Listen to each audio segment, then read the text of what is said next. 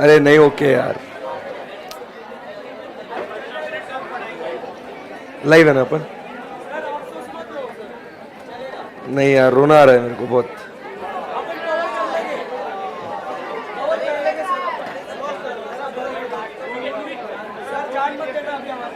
नहीं नहीं नहीं, पढ़ाना है तेरे को। क्या बेटा? अच्छा हुआ भाई रोक लिया तूने।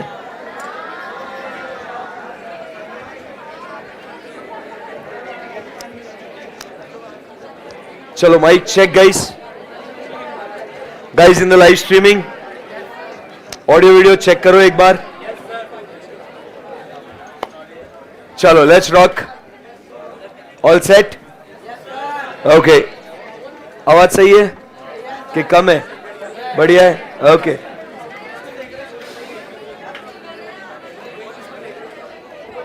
उसकी उम्र है भाई, तेरी पढ़ाई करने की उम्र है। चल let's start guys, come on, कर दे बेटा recording start. Hi guys, good morning. चलो सो आपका फेवरेट डेफिनेशन बोल दीजिए एक बार। What is the definition of audit? Audit is an independent examination of financial information of any entity, whether profit oriented or not, irrespective of its size or legal form, when such an examination is conducted with a view to express an opinion thereon. सही एकदम? Yes sir. Section number 141 किसके बारे में बात करता है? Eligibility, qualification and disqualification. मुझे बताओ, who is eligible to act as the auditor of the company? Chartered accountant. When is that chartered accountant qualified? When is practicing. Practicing where? In India. If a firm is to be appointed, क्या provision है? Majority of the partners should be chartered accountants and practicing in India. सही एकदम? Yes sir. उसके बाद हम लोग आगे बढ़ते हैं। मुझे बताइए कि उसके डिस्क्वालिफिकेशंस भी है क्या कुछ? तो क्या क्या डिस्क्वालिफिकेशंस है? Body corporate, other than limited liability partnership. So बताइए, company qualified disqualified? LLP qualified disqualified? LLP जिसके अंदर कंपनी पार्टनर है। सेकंड डिस्क्वालिफिकेशन क्या कहता है? ऑफिसर और employee of the company. Third point, partner और एम्प्लॉय ऑफ द ऑफिसर और employee of the company. Fourth point क्या कहता है? A person who is eligible or his partner or his relative holding what? Any security or interest in the company,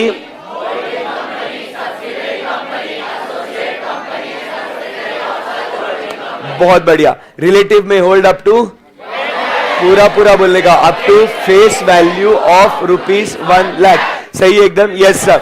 if the amount exceeds the threshold limit, corrective action should be taken within 60 days. Right? Direct indebtedness in excess of rupees, indirect indebtedness in excess of ₹1 lakh. Business relationship qualified, disqualified?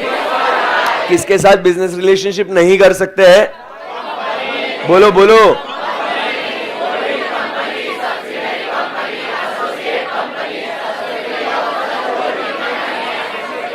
भाई सिर्फ लड़कियों की आवाज आ रही है class में,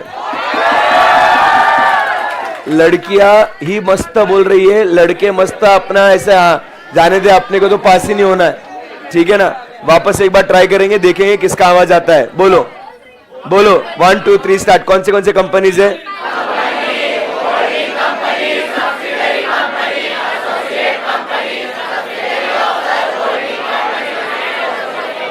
मतलब prove हो गया ना कि तभी लड़कियां ही बोल रही थी, समझे? हाँ, अभी स्टाइल मार के बोल रहे हो। चलो उसके बाद आगे बढ़ते हैं। नेक्स्ट पॉइंट अपना क्या है बेटा? और करते रहना तो जिंदगी में, है ना? आंसर तो दे मत, चुप। चलो आगे बढ़ते हैं। बिजनेस रिलेशनशिप में कुछ एक्सेप्शन है इसके अंदर? Yes sir. वो क्या एक्सेप्शन है? Professional services and ordinary course of business act, arms length price. बहुत बढ़िया। उसके बाद हम लोग आगे बढ़ते हैं। सिक्स्थ डिस्क्वालिफिकेशन क्या कहता है? A person who is relative is a director or is employed as a director or key managerial person. So he will be qualified or disqualified? Disqualified. उसके बाद सर आगे बढ़ते हैं, next we talk about is 7th disqualification में कितने disqualification है? 2। So first क्या कहता है? फुल टाइम एम्प्लॉयमेंट एल्सवेयर, बराबर है। और सेकंड क्या कहता है? Ceiling on number of audits. ये सीलिंग कितना है? It is to be seen per person as on the, कौन से कंपनी इसके अंदर इंक्लूडेड नहीं है? 1 person company, small company, dormant company and private limited company with paid up share capital less than 100 crore. सही है एकदम? Yes sir. उसके बाद अपन आगे बढ़ते 8 point. A person is convicted by for offence involving and a period of 10 years has not elapsed from the date of such conviction। इसके साथ एक सेक्शन पढ़े थे, कौन सा? 140 subsection 5। 140 subsection 5 में if a final order is passed against the auditor for fraud, he will not be eligible for any company। सही एकदम? yes sir। now last prohibited services, who cannot provide those services? auditor, subsidiary, associate and any other form of entity. सही है एकदम? Yes sir. किसे provide नहीं कर सकता है? Company, holding company, subsidiary company. Sir आप कर रहे थे ना, हम फ्लो में चालू हो गए, आएगा एसोसिएट वगैरह। Only company, holding company and subsidiary company. उसके बाद बताओ कि कौन से सर्विसेज नहीं प्रोवाइड कर सकते हैं? As mentioned under section number 144, बराबर। अब उसके अंदर कौन से सर्विसेज है? बी मतलब क्या कहते हैं?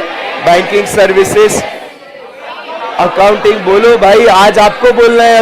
अभी थोड़ा लेवल अप हो गया है, मैं थोड़ी बोलूंगा। ए मतलब क्या है? डी मतलब of financial information systems. M मतलब, ए मतलब, एफ मतलब आउटसोर्स्ड फाइनेंशियल सर्विसेज, आई मतलब, ए मतलब एडवाइजरी सर्विसेज एंड लास्ट में any other services as may be. सही है। ऑडिटर अपॉइंट हो गया, डिस्क्वालिफिकेशन अट्रैक्ट हो गया, बाद में क्या करना पड़ेगा? उसको ऑफिस को वेकेट करना पड़ेगा। Such a vacancy is called as casual vacancy. Done एकदम? Yes sir. चलिए उसके बाद आगे बढ़ते हैं। अब अपॉइंटमेंट ऑफ ऑडिटर की बात करेंगे। कौन से सेक्शन सबसेक्शन है बताइए? 139 सबसेक्शन 6, 139 सबसेक्शन 7, 139 सबसेक्शन 1, 139 सबसेक्शन 5। एक नंबर। अब मुझे बताइए, first auditor in case of non government company appointed by, एकदम फुल पावर के साथ उतना ही फिल इन द ब्लैंक्स बोलना मेरे को, ठीक है ना? First auditor in case of non government company appointed by within from the date of, if they fail power goes to, they appoint within tenure is till conclusion of. First auditor in case of government company appointed by within how many days? तो भाई आप, मैं जो भी कर रहा हूं उसको क्यों आप ये कर रहे हो? मैं आपका नॉलेज टेस्ट कर रहा हूं। आपको सिर्फ ऐसे रिपीट नहीं करना है, आपको दिमाग इस्तेमाल करना है, ठीक है ना? हाँ बोलिए। Within 60 days from the date of, if they fail power goes to, they appoint within, पक्की बात है। उसके बाद if they fail power goes to, they appoint within. सही है एकदम? Yes sir. Tenure is till conclusion of, बोलो बोलो बोलो। सही है एकदम? Okay. Subsequent auditor in case of non government company appointed by in the within, ऐसा कोई है ही नहीं, उल्लू बनाया। 3 मंथ्स का है ही नहीं यहाँ पे कुछ भी, है ना? कितने एब्सेंट माइंडेड है हम लोग क्लास में रिवीजन करने के लिए, समझ में आ रहा है आपको? हाँ, तो आप लोगों ने मेंटली इन्वॉल्व रहना है। सिर्फ हम लोग सर आ रहे बोल रहे, हम पीछे पीछे बोल रहे, ऐसा नहीं चाहिए, ठीक है ना? अब आप समझो, अभी ये लेवल हमारा बढ़ते जाएगा। रिवीजन सिर्फ ऐसा मैं आया बोल रहा हूं, आप भी बोल रहे, वैसा नहीं होगा। आई विल बी टेस्टिंग कि what you are saying, how much you are involve, what is the flow, ये सब बातें बहुत इंपॉर्टेंट है। सही है एकदम? Yes sir. ओके, तो मुझे बताइए इसका टेन्योर कब तक है सर?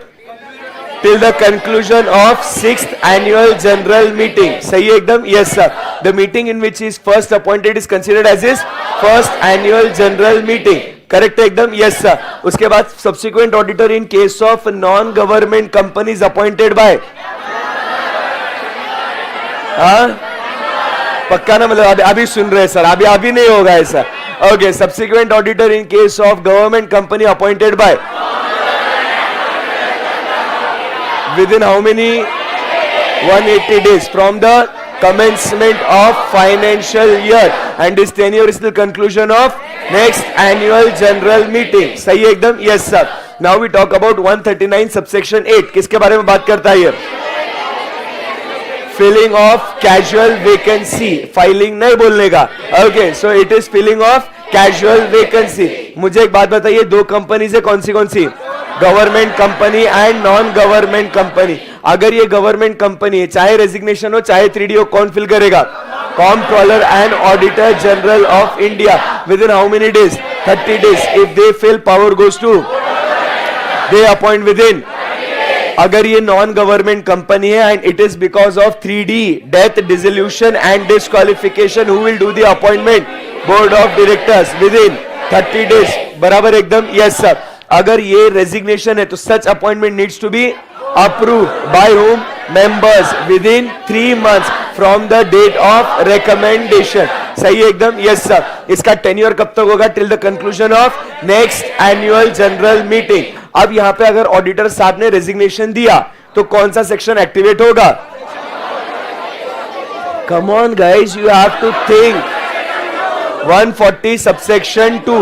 So बात करता है ये auditors duty in case of resignation. So he suppose to inform number within from the date of resignation. सही है? किसे उसमें क्या लिख के देना पड़ेगा? Facts and other reasons causing resignation. सही है एकदम? Yes sir. तो ये किसे देगा? अगर ये नॉन गवर्नमेंट कंपनी है तो कंपनी एंड आरओसी. बट अगर ये गवर्नमेंट कंपनी है तो कंपनी, आरओसी एंड. अगर ये फेल हो गया तो कौन सा सेक्शन एक्टिवेट होगा? 140 सबसेक्शन 3, जिसमें मिनिमम जुर्माना कितना होगा? 50,000 और auditors remuneration whichever is less. सही है एकदम? Yes sir. And if the failure continues, ₹500 per day after the first, subject to maximum of. सही है एकदम? Yes sir. उसके बाद मुझे एक बात बताइए दोस्तों, अगला सेक्शन हम लोग ने कौन सा पढ़ा था? Section number 139 subsection 2, rotation of auditors. आप मुझे बताइए किसे किसे एप्लीकेबल है ये? Listed company, unlisted public company having paid up share capital greater than और इक्वल टू 10 करोड़. उसके बाद private companies having paid up share capital greater than or equal to 50 crores and borrowings plus deposits greater than or equal to 50 crores, but it is not applicable to small company and one person company. सही है एकदम? Yes sir. अब मुझे बताओ, अगर ये provision जिसे applicable है, that company shall not appoint an individual auditor for more than of 5 consecutive years and an audit firm for of 5 consecutive years. Cooling period is of common partner, brand name, trade name, common control. अब मुझे बताइए कि if there is a break in term तो क्या हम लोग completion मान लेंगे उसका 1 टर्म का? Yes sir. यहां पे बात हो गई 139 सबसेक्शन 2 की. अब हम लोग आगे बढ़ते हैं, बात करते हैं सेक्शन नंबर 177.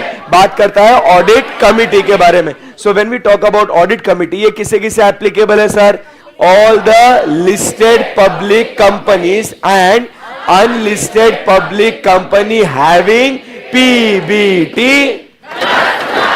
Very good. वापस एक बार. PBT. P मतलब paid up share capital. B मतलब borrowings, deposits and debentures greater than or greater than equal to.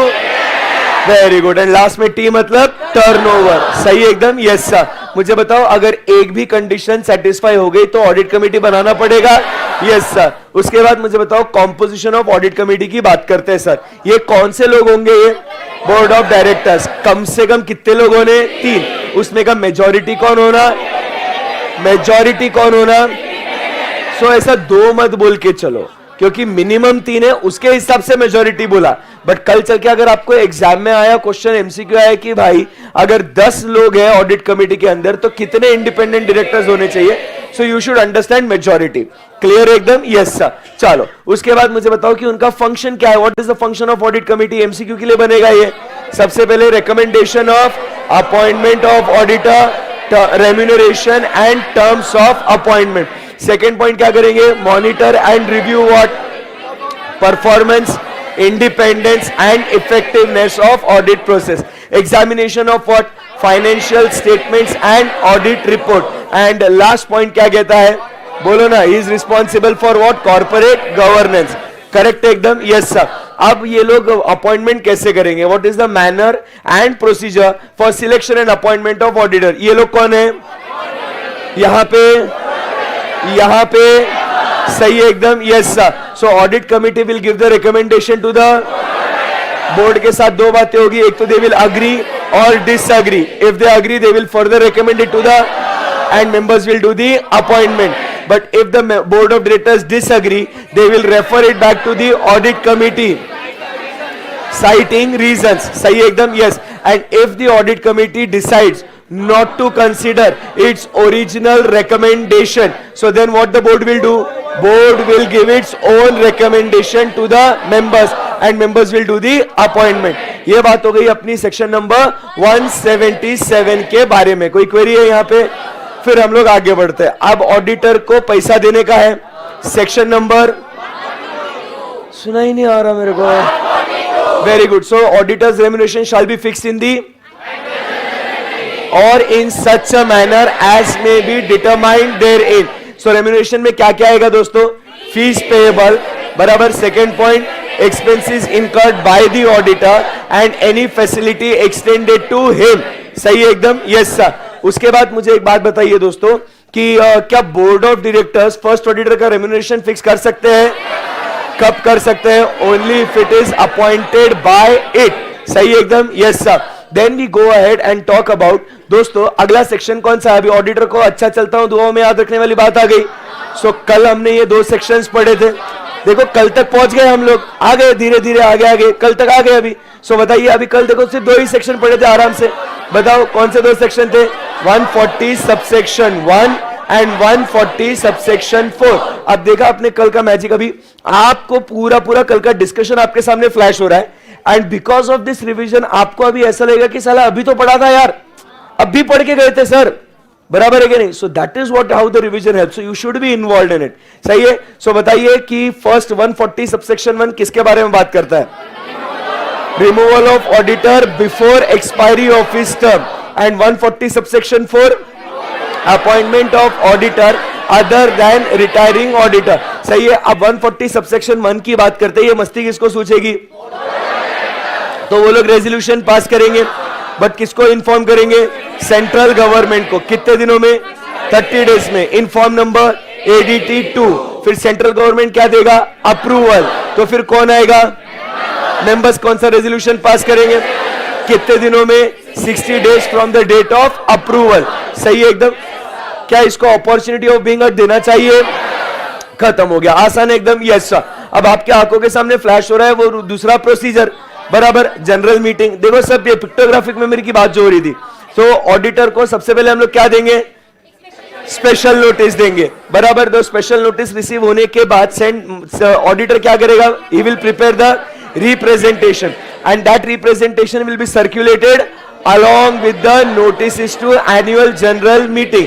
But यहाँ पे कंपनी फेल हो सकता है because of 2 reasons। Number 1, it was received too late, बराबर है कि नहीं? एंड और it can be company's default.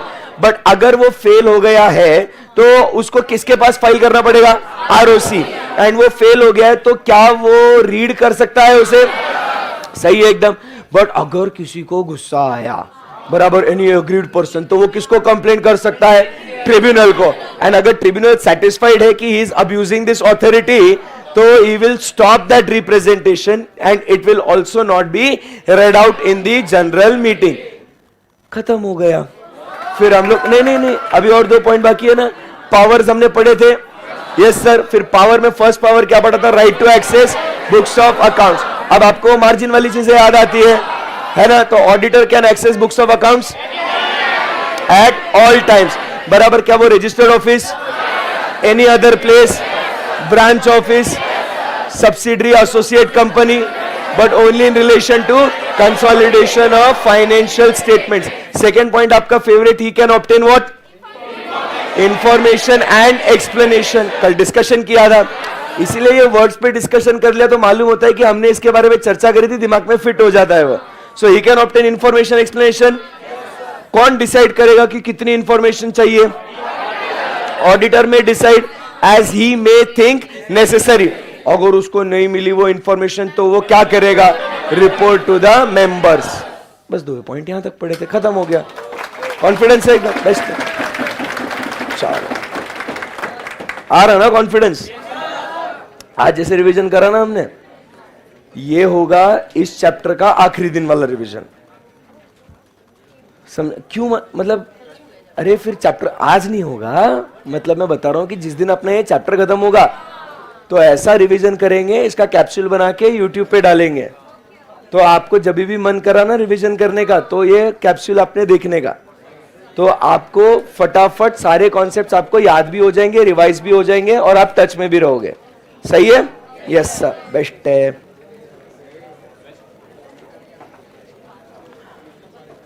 चलो, let's go ahead now. Guys in the live streaming, all good? Very good sir. चलो, अभी हम लोग बात करते हैं अगले पावर के बारे में।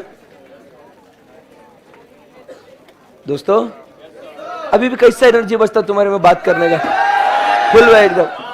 अभी बात नहीं करने का, अभी फुल एकदम थक गए आप लोग। मेरा बच्चा थक गया एकदम।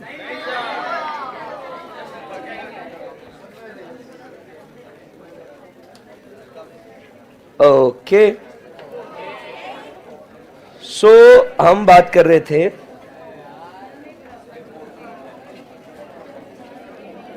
पावर्स और राइट ऑफ ऑडिटर।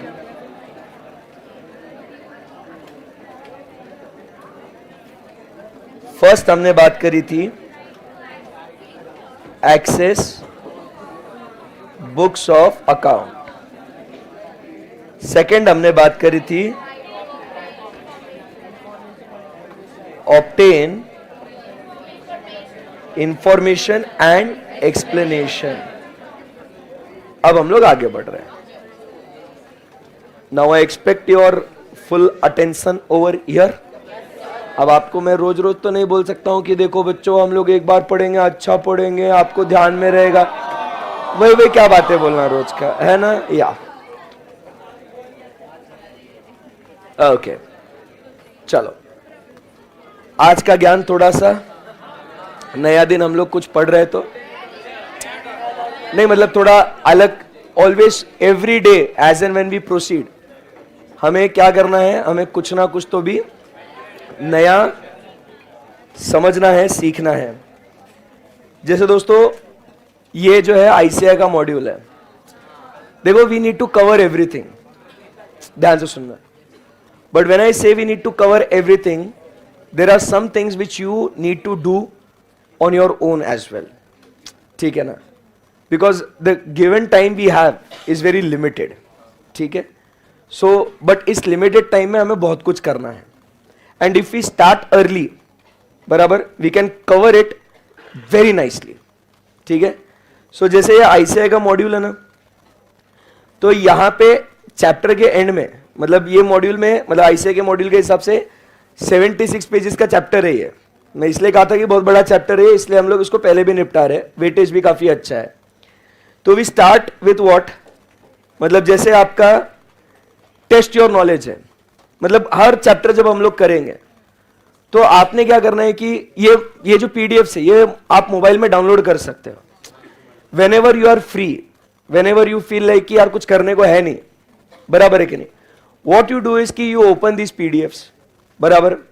एंड जैसे टेस्ट योर नॉलेज, जैसे फर्स्ट है करेक्ट इनकरेक्ट, प्रैक्टिस करना है अपने आप को। बस क्या है, अभी रिविजन तो कर रहे हैं, बट अब एक चैलेंज क्या होता है कि सर ये क्वेश्चंस कैसे आएंगे एग्जाम में। एंड फिर एक ये होता है कि सर मेरे को कॉन्सेप्ट आ रहा है, अब सर क्वेश्चन भी बताओ एग्जाम में, अगर क्वेश्चन आएगा तो मैं लिख पाऊंगा क्या नहीं लिख पाऊंगा? बहुत सी बार होता है ना सर मेरे को सब आता, क्वेश्चन पढ़ के मैं ब्लैंक हो जाता हूं लिखना क्या है करके। सो ये प्रॉब्लम दूर करने के लिए देखो बच्चों का प्रॉब्लम क्या होता है, क्वेश्चन देखते हैं पता नहीं चलता इसके लिए क्या लिखना है, और इसका एकमात्र उपाय क्या है, read different number of questions, variety of questions and see how the answers are presented to it. Correct है एकदम। जैसे फर्स्ट यहां पे हम लोग ट्रू एंड फॉल्स, पहले स्टार्टिंग में बेसिक देखो कितने ट्रू एंड फॉल्स दिए भाई, टेस्ट योर नॉलेज के लिए you getting 20 true and false दिए इस चैप्टर के, सफिशिएंट इनफ बराबर to develop our skill of reading the questions, ठीक है ना। सो जैसे मन किया ना कभी भी पांच ट्रू और फॉल्स सॉल्व कर देने का ऑन योर ओन, इधर सोल्यूशन भी है उसके, समझ रहे बात को।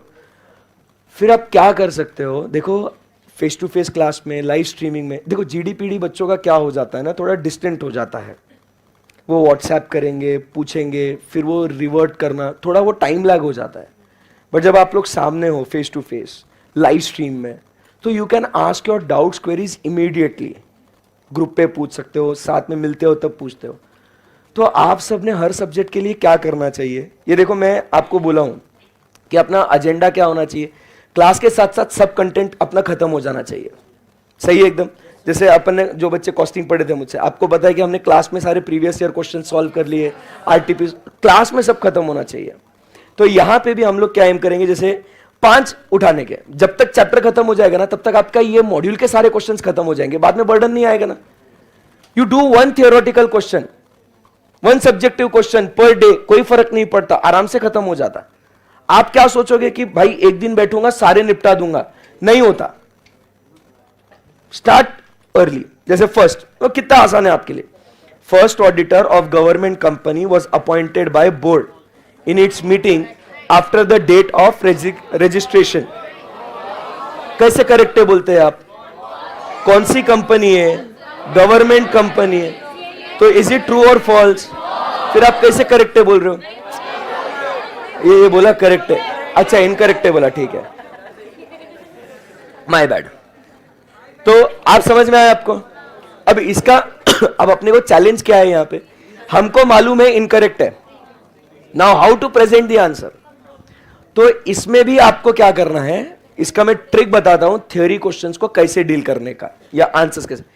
आपने मेंटली पूरा आंसर सोचने का, अगर एग्जाम में क्वेश्चन है ना मैं ये आंसर लिख के आऊंगा, ठीक है ना।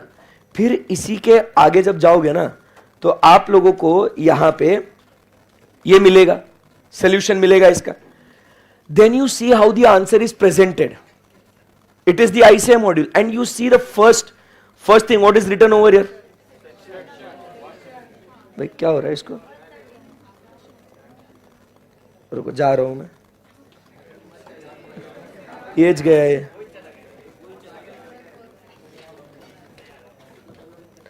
आना पड़ेगा उसको, ऐसे कैसे नहीं आएगा। सुनो ना हाँ, तो फर्स्ट यहां पे आप देखोगे, कि क्या लिखा है, अकॉर्डिंग टू सेक्शन 139 सबसेक्शन 7। मैंने आपको क्या बोला कि अगर आपके क्वालिटी आंसर्स चाहिए, आपको नंबर चाहिए, देखो ये सजेस्टेड आंसर उस एग्जामिनर को दिखेगा, उसने जैसे देखा आपने लिखा है अकॉर्डिंग टू सेक्शन 139 सबसेक्शन 7, वो फिदा हो जाएगा आप पे। आपको एग्जामिनर, मैंने क्या बोला, you have to sell that product, बराबर के नहीं, ऐसे एक्सप्रेस करना है आपको, समझा, you get the marks directly. बाकी तो उसको समझ में आ गया ना, प्रोविजन तो आता ही होगा, सेक्शन सब सेक्शन लिख के आया, तो यू गेटिंग माई पॉइंट। ये क्वेश्चंस 2-2 नंबर के लिए आते हैं, समझ रहे, ऐसे आप आपके 14 मार्क्स आप इकट्ठा कर सकते हो। ट्रू एंड फॉल्स आपको 7 से 8 ट्रू एंड फॉल्स आपको अटेम्प्ट करने होते हैं, तो आराम से यू कैन स्कोर। हाँ, एमसीक्यू को छोड़ के, समझ रहे बात को, ये सब्जेक्टिव पार्ट है, ये समझ रहे, समझा क्या भाई। Second, directors relative can act as the auditor of a company. So क्या लिखेंगे, नहीं, फिर क्या लिखेंगे वहां पे, a person whose relative is a director or is employed as a director or key managerial person is disqualified as per section number 141 subsection 3 clause 6th point था ना, इसीलिए तो हम लोग जब रिवाइज कर रहे हैं तो मैं आपको बोल रहा हूं फर्स्ट, सेकेंड, थर्ड, वो सीक्वेंस में क्यों पढ़ रहे हैं अपन. Then you write that, right, आपको मार्क्स मिलेगा. This is how you have to express your answer. समझा गया? ऐसे बैठे बैठे आपने क्या करना है मालिक, आपने 5 दिन के कितने ट्रू एंड फॉल्स, 5, वो 4 दिन का कोटा हो गया आपका, बराबर. फिर एक एक 2-2 क्वेश्चंस आपने थ्योरी के उठाने के, बराबर. जैसे थ्योरी का क्वेश्चन एक दिखा देता हूं. An auditor purchase goods worth 5,01,500 on credit from a company being audited by him, Roshan fans limited. समझ रहे? The company allowed him 1 month's credit which is normally allowed to all known customers. Comment.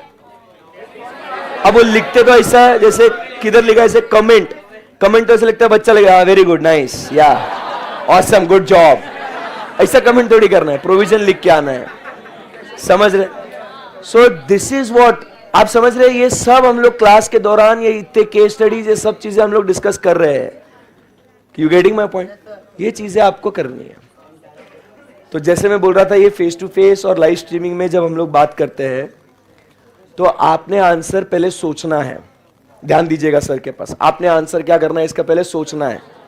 Answer सोचोगे, लिखोगे, मतलब mentally लिखोगे, मैं ये लिखूंगा exam में अगर ये आया तो. फिर इसका सजेस्टेड आंसर जाके पढ़ने का, बराबर है. 2 बातें होगी, आपका आंसर एक तो सही होगा या तो आपका गलत होगा. सही हो गया, खत्म हो गई बात. उसको जिंदगी में वापस कभी देखने की जरूरत नहीं, क्योंकि अभी आ रहा तो बाद में भी तो लिख ही पाओगे. You getting my point? But अब गलत हो गया तो क्या करेंगे? सजेस्टेड आंसर को, रिलैक्स, सजेस्टेड आंसर को पूरा डिटेल में पढ़ेंगे और समझेंगे कि मेरा सोचा हुआ आंसर गलत क्यों है और इनका आंसर क्यों सही है. You analyse that. जब आपको पता चल गया अच्छा इसको ऐसा लिखना था क्या, you automatically remember the answer what to write. You don't need to learn. बच्चा ये करता है, क्वेश्चन और आंसर्स को लर्न करता है. That is not the way of studying theory. आपको एनालाइज करना है. मैंने ये सोचा था आंसर, मेरा आंसर ये गलत क्यों है. You analyse the answer. समझ रहे बात को? जब पूरा एनालिसिस करोगे आपको समझ में आ जाएगी कि क्या अच्छा ये रिक्वायरमेंट है क्वेश्चन की, ये कांस्टेंट है क्वेश्चन में, ऐसा इसको लिखने का है. You remember this. फिर यहां पे और 2 बातें होगी. You will be satisfied with the answer given by the suggested answer और you will not be satisfied. सही है एकदम. सेटिस्फाई हो गया, आगे बढ़ो. बट अगर आपको अभी भी लगता है नहीं सर मैंने सोचा हुआ आंसर ही मेरे को सही लग रहा है सर, कुछ ऐसे इधर जम नहीं रहा है, you come meet me, discuss with me, I will make you understand. It will be done in class only. समझ रहा बात को? So this is how you have to proceed with all your topics. Got it? Yes sir. Okay, बहुत हो गया आज के लिए. अभी इतना ज्ञान, आगे बढ़ सकते हैं अभी हम लोग. ठीक है, लेक्चर थोड़ी खत्म कर रहा हूं हाँ बोल के खुश हो गए ऐसा पागल है क्या. अभी तो टॉर्चर शुरू हुआ है. चलो चलो आगे बढ़ सकते हैं हम लोग. अब हम लोग बात कर रहे हैं ऑडिटर टू अटेंड व्हाट. अभी जो बातें करेगा मैं उसको भगा दूंगा. जिसको जाना होगा तो बातें करने से खुद ही निकल लो. चलो, अब auditor to attend what, general meeting. अभी क्या हुआ,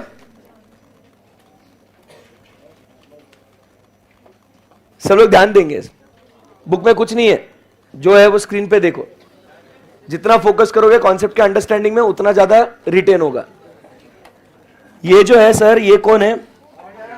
ऑडिटर है. ऑडिटर है ना, यहां पे देखा कि इधर है ना बोर्ड ऑफ डायरेक्टर्स की मीटिंग चालू है. ठीक है, तो ऑडिटर बोला मस्त है यार बोर्ड मीटिंग चालू है. तो ये जा रहा था, ठीक है, और गया तो उसको उन्होंने बाहर फेंक दिया, बोले नो एंट्री. तो अब मुझे बताओ, क्या ऑडिटर को ऐसा कर सकते हैं क्या? क्या उसको इस मीटिंग में आने से रोक सकते हैं क्या? वो बोलता है मेरा राइट है, मेरे को अटेंड करने का है, तुम ऐसे मना कैसे कर सकते हो मुझे? भाई कुछ इज्जत है कि नहीं है मेरी? तो अटेंड कर सकता है नहीं कर सकता? नहीं कर सकता ना? Point number 1 to remember my lord, the power is given to attend general meeting and not board meeting. आई बात समझ में आपको? फर्स्ट पॉइंट ये, आपको ऐसे क्वेश्चंस आपको एग्जाम में आ सकते हैं क्योंकि आपके ध्यान में क्या रहता है? Auditor can attend meeting, you don't focus upon which meeting. You getting my point? तो आप मीटिंग देख के आप फुल एकदम ऐसा मजा आ जाता आपको कि ऑडिटर, अरे ऐसे कैसे रोक सकता भाई को, है ना? ऑडिटर साहब है हमारे, है ना? ऐसा दामाद जी थोड़ी है, ऑडिटर है वो, तो ऐसा बोर्ड मीटिंग में आएगा। तो आप समझे बात को? फर्स्ट पॉइंट क्लियर एकदम? ओके, सो हम लोग क्या लिखेंगे? Power is to attend which meeting? Power is to attend general meeting. सही है एकदम? Yes sir. सेकेंड पॉइंट, अब यहां पे जो मीटिंग की बात हो रही है, मुझे एक बात बताओ, क्या वो एनुअल जनरल मीटिंग अटेंड कर सकता है क्या? बोलो ना। क्या वो मुझे बताओ दोस्तों, क्या extra ordinary general meeting attend कर सकता है क्या? कर सकता है? पक्की बात है एकदम? Yes sir. तो आप समझिए, चाहे वो, क्या बोल रहा हूं मैं, चाहे वो एनुअल जनरल मीटिंग हो या चाहे वो एक्स्ट्रा ऑर्डिनरी जनरल मीटिंग हो, वो उसे अटेंड कर सकता है। पावर कौन सा है? To attend general meeting. फिर वो कोई भी जनरल मीटिंग होगी, हमें कोई फर्क नहीं पड़ेगा। He can attend which meeting? General meeting. Clear एकदम? Yes sir. एक सवाल ऐसा आता है दोस्तों, एक सवाल ऐसा आता है कि, बता रहा हूं बेटा, कि ये जो मीटिंग है ना, जो मीटिंग हो रही है, जनरल मीटिंग हो रही है, इसके अंदर अकाउंट्स जो है ना, अकाउंट्स आर नॉट डिस्कस्ड। बराबर?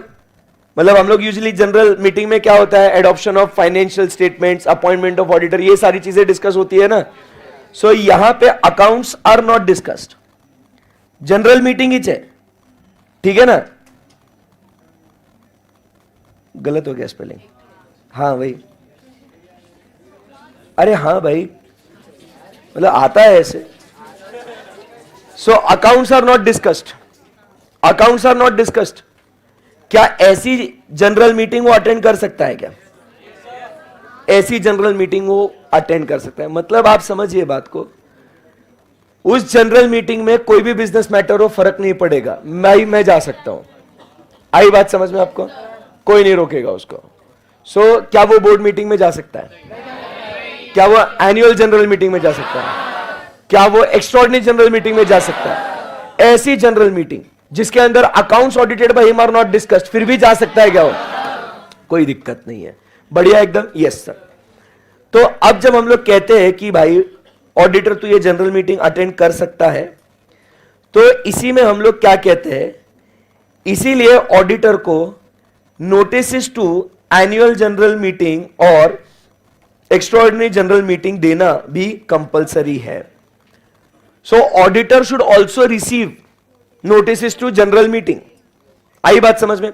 क्योंकि उसको भी पता होना चाहिए कि उस मीटिंग में कौन सा बिजनेस मैटर डिस्कस होने वाला है। तो सिर्फ मेंबर्स को ही नहीं, आपको ऑडिटर को भी नोटिस टू जनरल मीटिंग देना पड़ेगा। क्लियर है एकदम बात? Yes sir. आगे बढ़ सकते हैं हम लोग यहां से? जी सर। थर्ड पॉइंट, अभी क्या हुआ, ध्यान से सुनना। यहां पे ये ऑडिटर साहब है और यहां पे ये सारे जो है ना बैठे हुए, ये मेंबर्स है कंपनी के और बोर्ड ऑफ डायरेक्टर्स है। सब लोग आपस में क्या कर रहे हैं? डिस्कशन कर रहे हैं, कुछ डिसीजंस ले रहे हैं। और इन्होंने एक डिसीजन लिया कि चलो एक काम करते हैं, इस बार हम लोग है ना डिविडेंड दे देते हैं। क्या देते हैं हम लोग? डिविडेंड देते हैं, क्योंकि मेंबर्स डिक्लेयर करते हैं ना इसको, बराबर है ना। सो मेंबर्स ने डिसीजन लिया कि let us give what?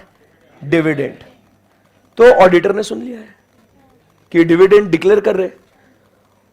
Auditor वहां पे उसको रहा नहीं गया, वो बोला अरे पागल हो गए क्या तुम लोग? हेलो, अरे तुम लोग क्या आउटफ्लो ऑफ कैश कर रहे हैं? अभी पैसा लगने वाला है कंपनी को, है ना? You understand that we are in the phase of expansion right now. You don't do the outflow of cash. उससे अच्छा एक काम करो ना, बोनस शेयर दो ना, उससे अच्छा do the capitalisation of profits, ploughing back of profits. Don't do this.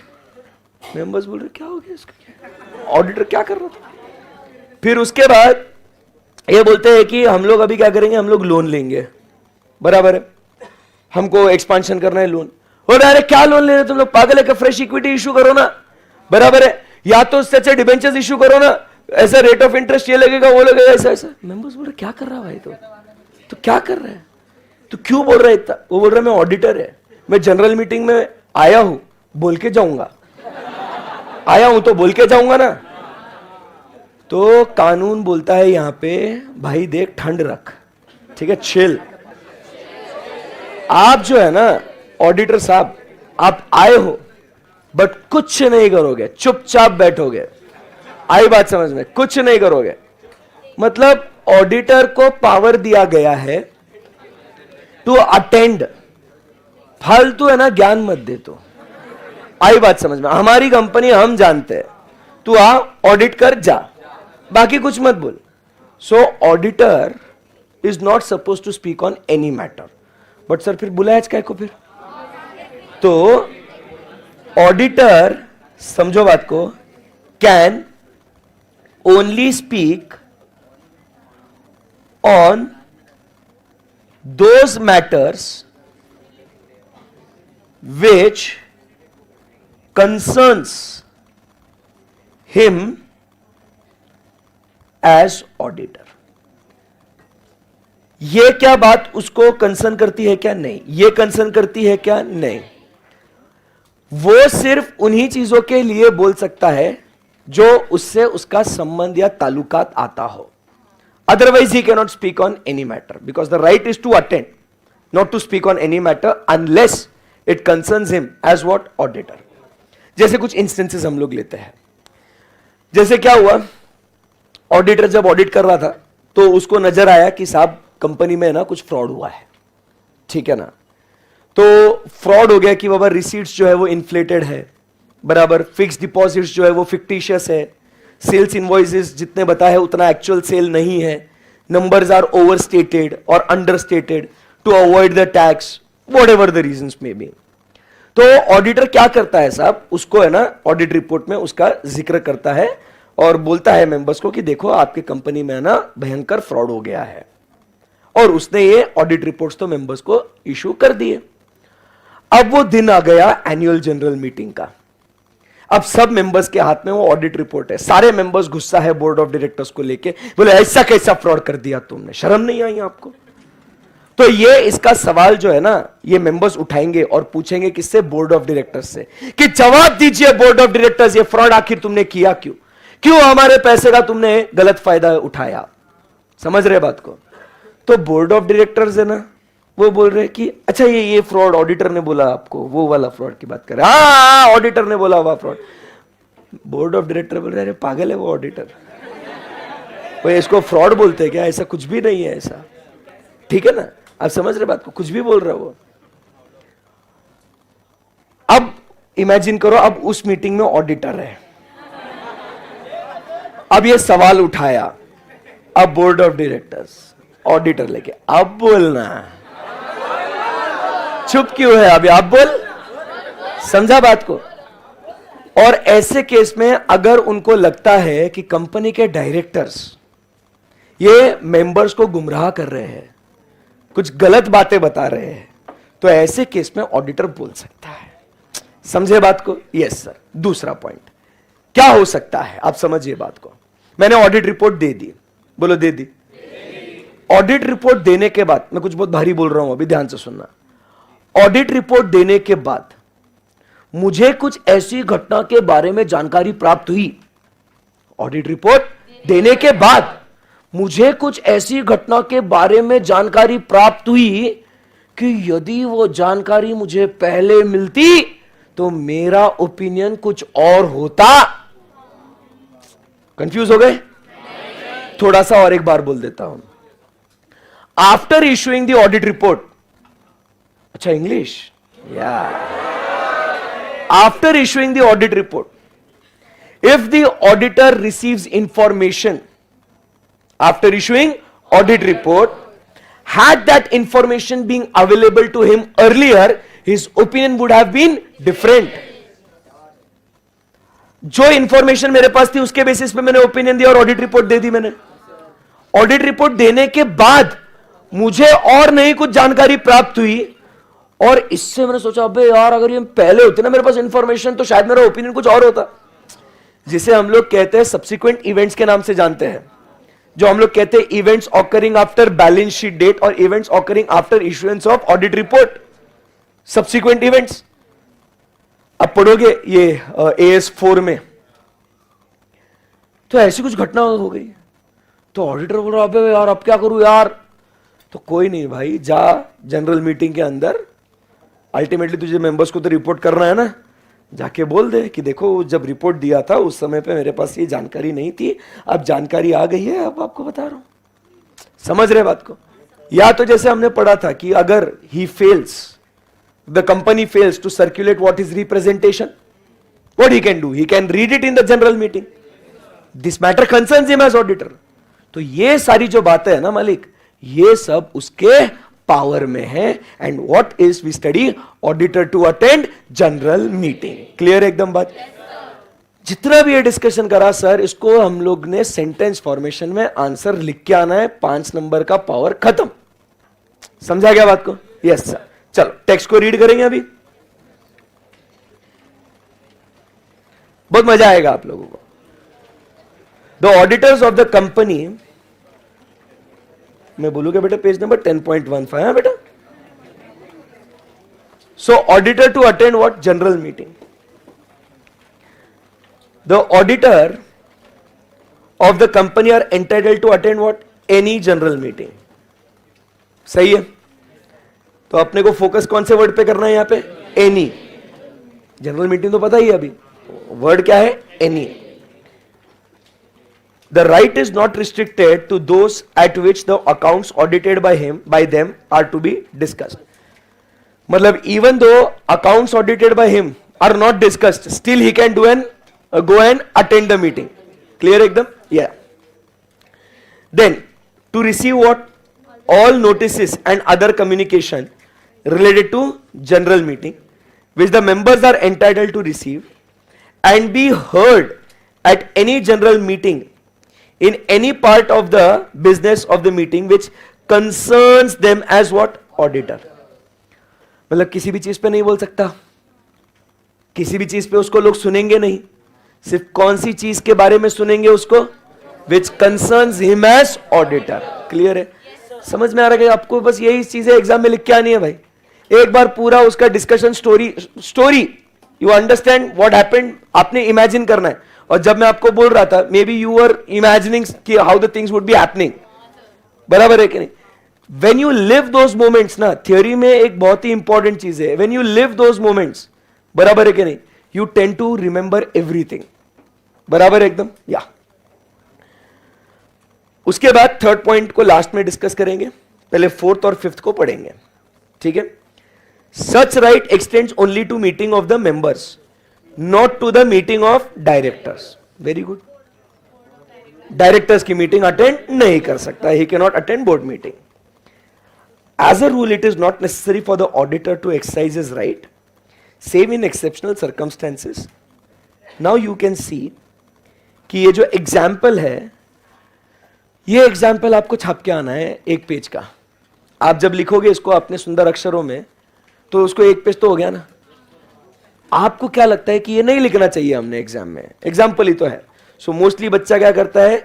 It is not necessary to exercise his right in exceptional circumstances, वहां पे फुल स्टॉप मार के खत्म करके आता है. बोलता है इतना कौन लिखेगा, एग्जाम्पल थोड़ी लिखना होता है. अगर आपको 10-15 किलो वजन बढ़ाना है पेपर का, लिखना पड़ेगा. समझा बात को? अब बोलो क्या लिखा हुआ है यहां पे? Where he has a reason to believe, क्या? That directors are concealing, concealing मतलब हाइडिंग, छुपाना, deliberately a serious state of affairs from the shareholders or likely to misinterpret to them some remarks in the audit report. समझ में आया? कुछ directors क्या कर रहे हैं? मेंबर्स से कुछ बात छुपा रहे हैं या उन्हें गलत इंफॉर्मेशन कुछ पास ऑन कर रहे हैं, ऐसे केस में ऑडिटर वहां पे उनको करेक्ट कर सकता है। समझे बात को? Likewise, it may be advisable for the auditor to attend meeting with a view to bring to the notice what to the shareholders any matter which has come to his knowledge subsequent to signing the audit report, and if it had been known to him at the time of writing his audit report, he would have drawn up the report differently. क्या यही examples हमने class में discuss करें? यही चीजें आपको ध्यान में रहेगी कि सर ने ये 3 बातें बोली थी मेरे को, उसको आपने इंग्लिश में लिख के आने का, खत्म हो गई बात। इसमें तो कोई टेक्निकल वर्ड्स भी नहीं है, सही है, एकदम बेस्ट है। बस इंपॉर्टेंट है कि प्रॉपर सेंटेंस फॉर्मेशन आना चाहिए आपको, बेस्ट है। और where the accounts have been altered after the report was appended to the accounts. Appended मतलब अटैच्ड, अपेंडेड का मतलब क्या है sir? Attached to the accounts, but it should be borne in the mind that the auditor cannot escape the responsibility for any omission in his report or any inaccuracy merely by making what oral statement. He cannot escape what his responsibility. कि जान दे अपन audit report कैसा भी है ना hard and fast बना देते हैं, फिर क्या करेंगे? जाके बोल देंगे वहां पे कि देखो ये बात थी वो थी। नहीं, उसका रिपोर्ट एकदम कंप्लीट क्लियर होना जरूरी है। So, ऐसे केस में his report by itself should be clear, unambiguous and complete. This is the power. Clear है? अब हम लोग थर्ड पॉइंट पे आते हैं, जो अपना एक लास्ट पॉइंट बचा हुआ है। हम लोग ये राइट तो बोल रहे थे, अब ये कहता है यहां पे सेक्शन कि however it is the duty of the auditor to attend the same or through his authorized representative unless otherwise exempted. तो अब कंफ्यूज हो गए आप, सर ये राइट है कि ड्यूटी है? इतना क्लियर कर दो। हम तो कहां पे पढ़ रहे हैं इसको? राइट्स में पढ़ रहे, पावर्स में पढ़ रहे। थर्ड पॉइंट में क्या लिख दिया? ड्यूटी है। समझे बात को? Yes sir. तो सर एग्जैक्टली कहना क्या चाहते हो? तो आप समझिए, ऑडिटर को यह अटेंड करना है, जनरल मीटिंग में जाना है। आई बात समझ में? उसको जाना पड़ेगा। आई बात समझ में? अब ये कैसे जाएगा? एक तो वो खुद अटेंड करेगा। अब अगर इसको राइट में कन्वर्ट करना है तो वो क्या बोलेगा? मैं नहीं आ रहा, मेरे पार्टनर को भेज रहा मैं, हिज ऑथराइज्ड रिप्रेजेंटेटिव। आई बात समझ में आपको? Yes sir. Unless otherwise specifically exempted. Company ने बोला ठीक है काम करो, देखो नहीं आया तो भी चलेगा, तो फिर अपने ऊपर क्या है भाई, ठीक है नहीं जाता हूं। समझ रहे? Then it is a right. जाना नहीं जाना राइट, जाना पड़ेगा, ड्यूटी। सो कंपनी ने बोला it is not necessary to attend, so if I want to I can, if I don't want to then I can not. मेरी मर्जी है, right. But if the company is not exempting you, company बोल रहा है आना पड़ेगा, it is your duty. Understood? But उस duty में भी आप जाओ या तो आप किसी अपने ऑथराइज रिप्रेजेंटेटिव को भेजो वहां पे। क्लियर एकदम? That is the third point. So exam में ये एमसीक्यू के लिए बहुत इंपॉर्टेंट है। It is a right, it is a duty, it is right as well as a duty, neither right not duty. So it is a right as well as duty. Clear एकदम? खत्म हो गया। तो कौन से हमने powers खत्म किए अभी? First, right to access books of accounts, बराबर। Right to obtain information and explanation, and number 3 right to attend general meeting। अब जैसे ही आपके सामने, मुझे एक बात बताओ, जैसे ही आपके सामने अब ये आता है right to attend general meeting, क्या सारा डिस्कशन आपके सामने फ्लैश होता है क्या? जनरल मीटिंग, बोर्ड मीटिंग, फटाफट board meeting, annual general meeting, extraordinary general meeting, जिसमें अकाउंट डिस्कस नहीं है वो भी, नोटिस मिलना चाहिए, राइट है, ड्यूटी है, एग्जेम्पशन मिल सकता है, किसी भी बारे में बोल सकता है, किसी भी बारे में बोल सकता है, can speak only on matters which concerns him as auditor. Examples लिख के आने के। क्लियर एकदम? Yes sir. Chartered accountant in practice, ऐसा कोई भी नहीं जा सकता ना, पापा आप चले जाओ, बेटे तू चले जा, आर्टिकल तू चले जा। ऑथराइज्ड रिप्रेजेंटेटिव मतलब chartered accountant in practice shall we go ahead now? समझाना, देखो ये इतना एक पेज का ये थ्योरी, एक एक पेज जब हम लोग थ्योरी भी आगे पढ़ेंगे, so this is how we are going to discuss the theories also. समझे क्या? पूरा समझने का, फिर रीड करने का, छप जाता, और रोज आके फिर उसको रिवाइज करने का. ठीक है एकदम? Yes sir. चलो आगे. The right to report to the members. क्या है? Report to the members. So first इसके अंदर पॉइंट आपको ध्यान में रखना है कि the right is in regards to reporting to the members. तो ये ध्यान में रखना, auditors right is to report to members and not to the board of directors. समझेगा बात को? अब इसके अंदर क्या हो गया, एक पॉइंट ध्यान में रखना सर, जब ऑडिट रिपोर्ट बन जाती ना, it is written as to the members of the company. ठीक है ना? मेंबर्स के लिए है वो. बट ऑडिटर एक ही कॉपी बनाएगा, साइन करेगा और वो कंपनी के डायरेक्टर्स को देगा. इट विल बी, ध्यान से सुनना, it will be addressed to the members, but ये हाथ में किसको देगा? वो डायरेक्टर्स का. It will be the responsibility of the directors of the company to circulate it to the members.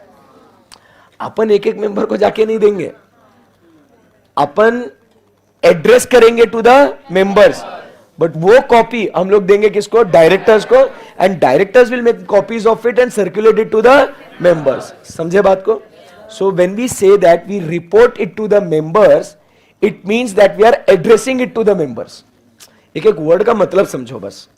When we say we are reporting it to the members, हम लोग क्या कर रहे हैं उसको? We are addressing it to the members, but we will be submitting the copy to the directors. Clear एकदम? Yes sir. अब ये हम लोग रिपोर्ट कैसे करेंगे? एकदम फास्ट रिपोर्ट करेंगे, फास्ट दे देंगे रिपोर्ट. कैसे देंगे? फास्ट को फास्ट बोलो ना. फास्ट. कैसे रिपोर्ट करेंगे? मेंबर्स को कैसे रिपोर्ट करेंगे? कैसे रिपोर्ट करेंगे? Very good. सो हम लोग मेंबर्स को कैसे रिपोर्ट करेंगे? F for financial statements, A for accounts, S for standards, and whether they give true and fair view. Members को रिपोर्ट कैसे करेंगे? फास्ट. सही है एकदम? सो कौन सी चीजों के ऊपर, अभी जरा समझते हैं इसको. पॉइंट्स तो याद हो गए अपने को. कौन सी चीजों के ऊपर हम लोग मेंबर्स को रिपोर्ट करेंगे? मैं बोल रहा हूं. सबसे पहले ऑन अकाउंट्स. अकाउंट्स मतलब books of accounts, what the company maintain. आप सबको पता है ना कि section number 128 it talks about maintenance of books of accounts. The books of accounts of the company are to be maintained on double entry book keeping system and on accrual basis. Companies को compulsory accrual basis पे maintain करना पड़ता है. बराबर है? अगर ये branch के है तो ब्रांच को भी बुक्स ऑफ अकाउंट्स मेंटेन करनी है. And they are supposed to send the summarised reports to the head office not exceeding a period of 3 months. That is to say quarterly reports उन्होंने branch ने भेजना चाहिए. ये सब 128 में पढ़ा है ना? ऐसा याद आता है ना? सुना सुना लग रहा है कि सुना सुना लग रहा है? बहुत दर्द है इसमें. सुना सुना है कि सुना सुना है? सुना सुना है. चलो ठीक है. तो ऐसा एक कुछ प्रोविजन है. तो सेक्शन 128 के हिसाब से क्या आपने उन बुक्स ऑफ अकाउंट्स को मेंटेन करा है या नहीं करा है, उन अकाउंट्स के ऊपर हम लोग रिपोर्ट करेंगे. अकाउंट्स के बलबूते पे बनते हैं अपने financial statements. Financial statements comprises of what? Balance sheet, statement of profit and loss, cash flow, fund flow, statement of changes in equity, notes to accounts. All this comprises of what? Financial statements. तो section number 129 आपको याद आता है? Hello. अरे 128 आप समझो ना, ये क्या, ये ऐसा ही तो सीक्वेंस है. ये 128 अकाउंट्स, 129 फाइनेंशियल स्टेटमेंट्स. समझा गया बात को? उसके ऊपर रिपोर्ट करना है अपने को. अकाउंट सही है तो अकाउंट्स के बेसिस पे जो फाइनेंशियल स्टेटमेंट्स बन रहे हैं, अब वो देखना है कि वो सही है या नहीं. देखो, क्योंकि अगर अकाउंट्स ही गलत है तो जाहिर सी बात है उसके बेसिस पे जो फाइनेंशियल स्टेटमेंट्स बन रहे हैं वो तो गलत ही होंगे ना. You getting my point? या तो इसीलिए 128 में जो अकाउंट्स है वो सही है क्या, वो चेक करेंगे पहले, उसके ऊपर रिपोर्ट करेंगे. फिर बनते हैं अपने फाइनेंशियल स्टेटमेंट्स 129 बराबर है कि नहीं, वो बराबर है कि नहीं वो चेक करेंगे. सही है एकदम? Yes sir. फिर जो ये फाइनेंशियल स्टेटमेंट्स बनते हैं, आपको पता होगा कि सेक्शन नंबर 133 नहीं, व्हाट नफरा, व्हाट नफरा, क्रेजी हो व्हाट, मेरे को आता बोला कि लॉ, पूरा लॉ आता मेरे को। भाई साहब 133 में बोला जाता है कि the financial statement should be prepared as per accounting standards. बराबर है कि नहीं? सही है ना एकदम? सो आपको मतलब देखो, हमने मेमोरी टेक्निक से उसको याद कर लिया, बट हम लोग को सिर्फ याद करना है क्या? हाँ, पब्लिक क्या करता है, इतना सा फर्स्ट टेक कैसे क्लिप बनाता है, देखो सर ने सिर्फ याद कराया, आगे ये नहीं देखता कि समझाया भी है। 128 अकाउंट्स, 129 फाइनेंशियल स्टेटमेंट्स। अब फाइनेंशियल स्टेटमेंट्स देखो सीक्वेंस है ना, अकाउंट्स के बेसिस पे, और जो फाइनेंशियल स्टेटमेंट्स बनते हैं वो बनते हैं as per standards on accounting. अरे बोलो भाई। हाँ, तो आप समझिए अकाउंटिंग स्टैंडर्ड्स के हिसाब से वो फाइनेंशियल स्टेटमेंट्स बनाए या नहीं बनाए वो भी हम लोग रिपोर्ट करेंगे। बराबर है कि नहीं? और अब जब हम लोग ऑडिट कर रहे हैं ना, तो ऑडिट भी हमने कैसा करना चाहिए, स्टैंडर्ड्स ऑन ऑडिटिंग के हिसाब से। तो हम लोग वो रिपोर्ट करेंगे कि बाबा the accounting and auditing standards and matters which are required to be included in the audit report. मतलब आप समझिए फाइनेंशियल स्टेटमेंट जो है अकाउंटिंग स्टैंडर्ड के हिसाब से, सही है एकदम। और अपना जो ऑडिट रिपोर्ट जो है ये स्टैंडर्ड्स ऑन ऑडिटिंग के हिसाब से। इसमें हम लोग आगे पढ़ेंगे, ऐसे नंबर 700 का सीरीज है पूरा, 700 का सीरीज है पूरा, ऐसे 700 700 जो अगला चैप्टर है ना उसके बारे में बात करता है ऑडिट रिपोर्ट, ठीक है ना। तो उसके हिसाब से अपने को ऑडिट रिपोर्ट बनाना है, उसका भी एक स्टैंडर्ड है ना। आप समझिए बात को, स्टैंडर्ड ऑन ऑडिटिंग या ये ऑडिट रिपोर्ट का स्टैंडर्ड देने के लिए क्यों जरूरी है, ये यूनिवर्सल है। जब हम लोग स्टैंडर्ड शुरुआत करेंगे ना, ये नॉलेज यूनिवर्सल होगा। मतलब आप यूएस के ऑडिटिंग स्टैंडर्ड्स देखो, यूके के ऑडिटिंग स्टैंडर्ड्स देखो, ग्लोबली कोई भी कहीं पे भी देखो, इंडिया के देखो, everywhere you will find number अलग हो सकता है but the content remains the same, क्योंकि ग्लोबल रिपोर्टिंग भी चलता ना भाई। बराबर है, बाहर का इन्वेस्टर को इस कंपनी का ऑडिट रिपोर्ट पढ़ना है, उसको समझ में आना चाहिए ना, तो ये एक सेम लाइंस पे होना चाहिए। You getting my point? तो इसके लिए ये रिपोर्ट भी अपना कैसा बनना चाहिए, स्टैंडर्ड ऑन ऑडिटिंग के हिसाब से। क्लियर एकदम? एंड फिर आखिरी में, to the best of his knowledge and belief, right, the said account gives what, true and fair view of the state of affairs. ये ट्रू एंड फेयर व्यू हम लोग जब फर्स्ट चैप्टर पढ़ेंगे ना, थोड़ा उस टाइम पे बहुत ज्यादा डिस्कस करूंगा, थोड़ा नहीं बहुत ज्यादा, मतलब आधा घंटा तो आपका ट्रू एंड फेयर पे ही हम लोग है ना उसमें माथा लगाएंगे कि what is true and what is fair. Clear एकदम? या सो बताइए दोस्तों, मेंबर्स को क्या करना है अपने को? नहीं, फास्ट नहीं करना मेंबर को रिपोर्ट करना है। और रिपोर्ट कैसे करना है? हाँ, मेंबर को कैसे फास्ट करेंगे तो, है ना, कुछ भी बोलता है ये। सो मेंबर्स को क्या करेंगे हम लोग? रिपोर्ट। और रिपोर्ट कैसे करेंगे? फास्ट। एफ फॉर फास्ट मत बोलो, F for fast, financial statements. A for, S for कौन से दो standards? Accounting and auditing. And last में whether it gives what, true and fair view. Done है sir? Yes sir. Last, right to lien. लीन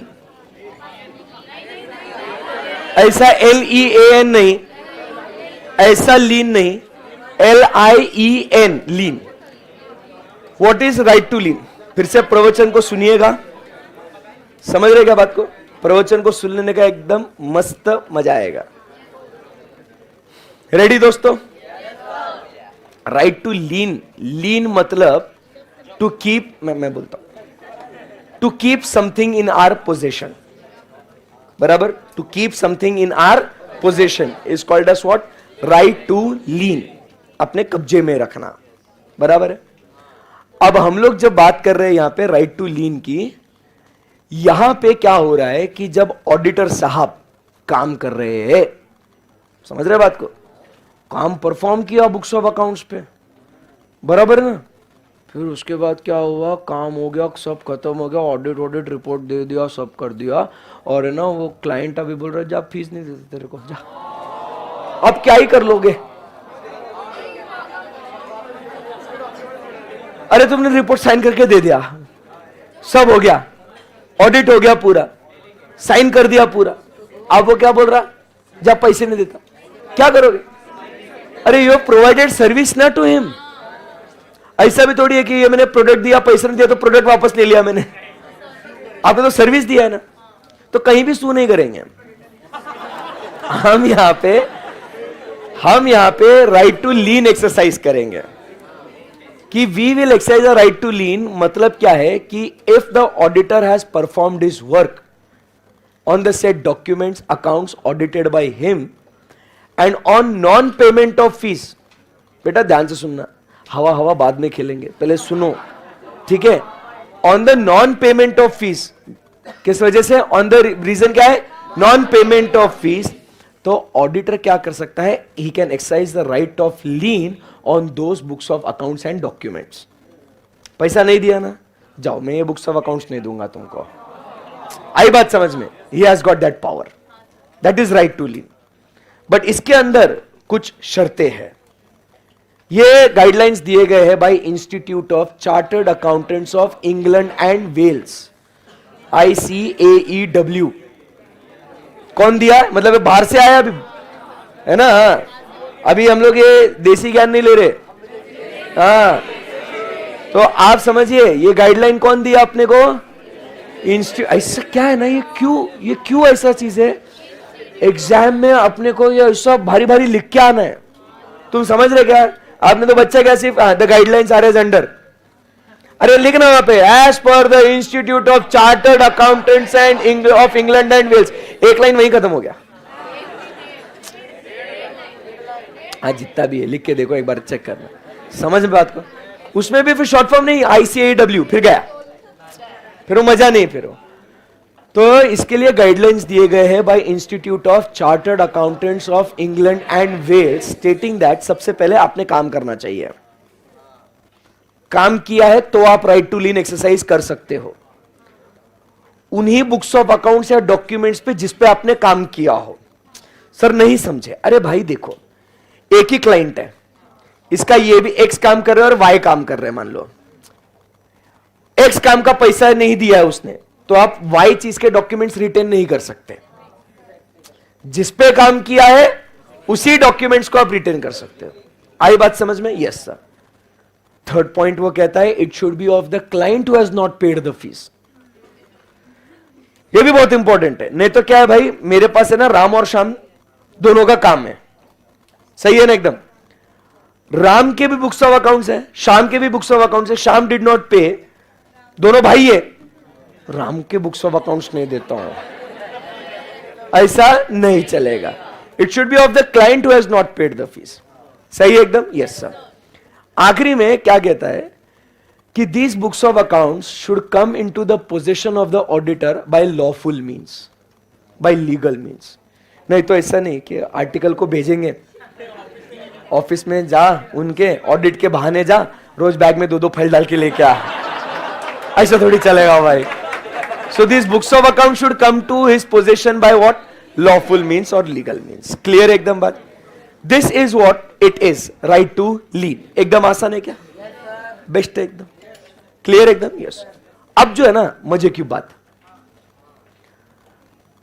ये right to lien exercise करना impracticable है।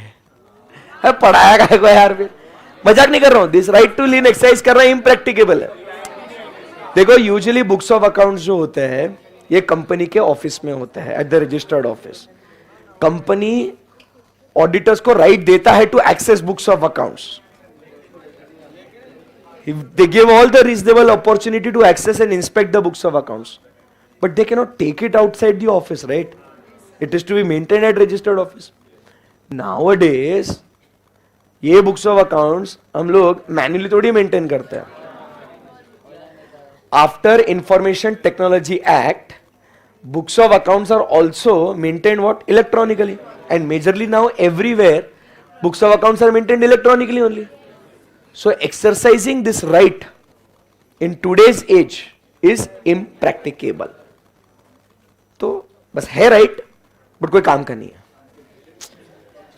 समझे क्या? क्या करना मतलब कुछ नहीं, ऐसे लिख के आने का, कुछ नहीं कर सकते. फिर वो जो बोला ना, फिर क्या करेंगे बेटा?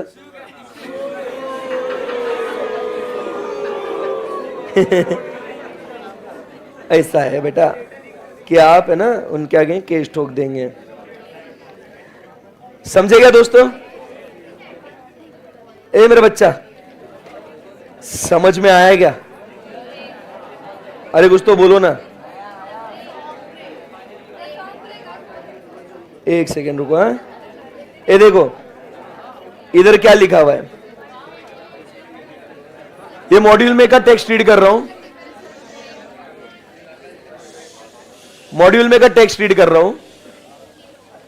Under section 128 of the companies act, books of account must be kept at the registered office. These provisions ordinarily make it impracticable for the auditor to have possession of the books and documents. The company provides reasonable facility to the auditor for inspection of by directors and others authorized to inspect under the act. Taking an overall view of the matter, it seems that though legally auditor may exercise right to lien in cases of companies, it is mostly impracticable for legal and practical constraints. His working papers being his own property, the question of lien on that does not arise. तो वो हम लोग बाद में देखेंगे ऐसे 230 के हिसाब से. तो ये समझा गया कि रियल लाइफ में ये राइट को एक्सरसाइज करना नामुमकिन है. कानूनन तौर पे you have that right, but given the practicality of the situations it is not possible. Clear एकदम? Yes sir. अपने को एग्जाम में लिख के आना है पूरा. रीड करें अभी इसको. Auditor can exercise lien on the documents placed at his position. Points को फटाफट देख लेना. On non payment of fees for the work done on the books of accounts. The institute of chartered accountants of what England and Wales has expressed a similar view with the on the following conditions. Documents written must be of the client who owes the money, should come into the possession not through irregular or illegal means. बराबर. The auditor can retain the documents only if he has done the work. समझा क्या बात को? Such documents can be retained which are connected with the work on which the fees have not been paid. जैसे मैंने बोला ना, दो काम किया, X और Y. Y का पैसा नहीं मिला है तो X को रिटेन नहीं कर सकता हूं. सही है एकदम? Yes sir. ऐसे सिंपल 4 पॉइंट्स है. डन है एकदम? Yes sir. तो बताइए यहां पे आपको ये वाला पॉइंट हम लोग पेंडिंग रखेंगे. कौन सा? वो गवर्नमेंट टेस्ट ऑडिट और वो सप्लीमेंट्री ऑडिट वाला CNDG का. क्योंकि जब हम लोग गवर्नमेंट ऑडिट चैप्टर पढ़ेंगे उसके बाद हम लोग यहां पे आएंगे. तो यहां तक मुझे बताइए पावर्स में कोई दुविधा है क्या? बच्चा बोलना कुछ तो भी. पावर्स आसान है एकदम. 5 पावर है. अब मुझे बताओ 5 पावर उसके अंदर का कंटेंट आसानी से लिख के आ सकते हैं क्या? देखो आप समझो, ये जो टेक्स्ट है आपको दिख रहा है एकदम, अपन आराम से पढ़ रहे हैं इसको. सही है ना?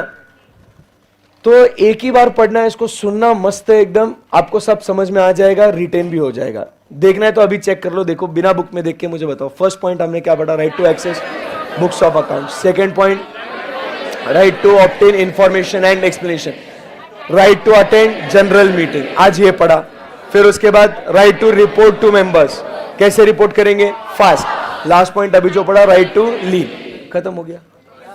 5 पॉइंट हम लोग आराम से अंदर का कंटेंट के साथ अच्छे से लिख के आ सकते हैं. अब बात करते हैं ऑडिटर की ड्यूटीज के बारे में. किसके बारे में बात करेंगे? ड्यूटीज के बारे में बात करेंगे.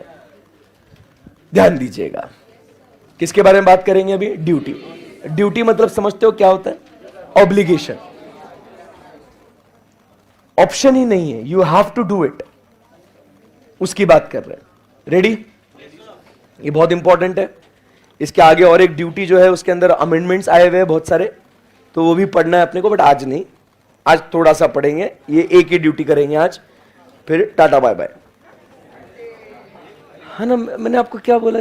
ज्यादा बर्डन लेने का नहीं, थोड़ा बट एकदम बेस्ट. समझ रहे? या सो ड्यूटी ऑफ ऑडिटर. देखो अगर जल्दी हो गया तो फिर आपकी इच्छा रहेगी कि सर ऐसा मत करो, अच्छा नहीं लग रहा, तो हम लोग और पढ़ लेंगे. मुझे कोई दिक्कत नहीं है. ठीक है. तो सेक्शन नंबर 143 दोस्तों come on, stay strong. First जो है, फर्स्ट ड्यूटी है, duty of the auditor to inquire on certain matters. Hey guys come on, ये पार्ट जो है ना बहुत इंपॉर्टेंट है सर, ध्यान दीजिएगा एकदम अच्छे से। बात हो रही है duty to inquire into certain matters. So अभी जो है ना बात यहां पे ये हो रही है कि यहां पे ENQUIRE या INQUIRE क्या है? आई है। तो ये I और E सेम अलग, इंक्वायरी एनक्वायरी।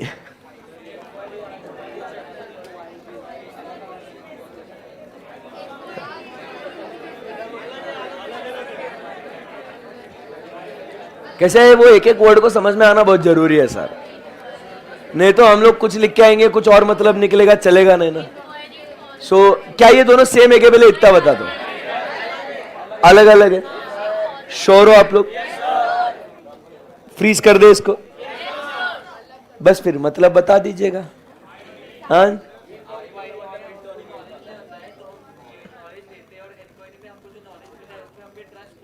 चुप रे, कुछ भी बोल रहा है। इंक्वायरी मतलब हम लोग नॉलेज लेते हैं, बट दूसरा इंक्वायरी मतलब जो नॉलेज मिला है उस पर हमको ट्रस्ट नहीं है। चुप रे, सुन भाई मेरे को आती इंग्लिश, ठीक है ना? तो ऐसा नहीं कि कुछ भी तू लपटेगा मेरे को, बोलो। हाँ सबको मिलेगा मौका। स्पेसिफिक, वाह भाई आपका नॉलेज तो गजब का है। जो भी बोला गलत बोला, ऐसे ऐसे छेड़ने का नहीं, नहीं नहीं नहीं नहीं, आपको आपकी कसम है। ऐसा सबको, तू टाली बहुत बजा रहा ना, बोल, तू बोल, नहीं बोलना, ऐसा नहीं करने का। देखो जो भी क्लास में बोलना चाहता है ना, सबको ऐसा है ना, आपने मोटिवेट करना चाहिए उसको कि yes we should give answers in class. तो पहले उसका जो आंसर है पहले वो सुन लेते हैं हम लोग। वो बोल रहा है कि इंक्वायरी मतलब स्पेसिफिक, इंक्वायरी मतलब जनरल। मालिक ऐसा नहीं है, नहीं नहीं मत बोल। तो लाइव स्ट्रीमिंग में क्या बोल रहे हैं? दोनों एक समान, बहुत बढ़िया, बेस्ट है, एकदम बेस्ट है। हाँ बेटा अब बोल ना।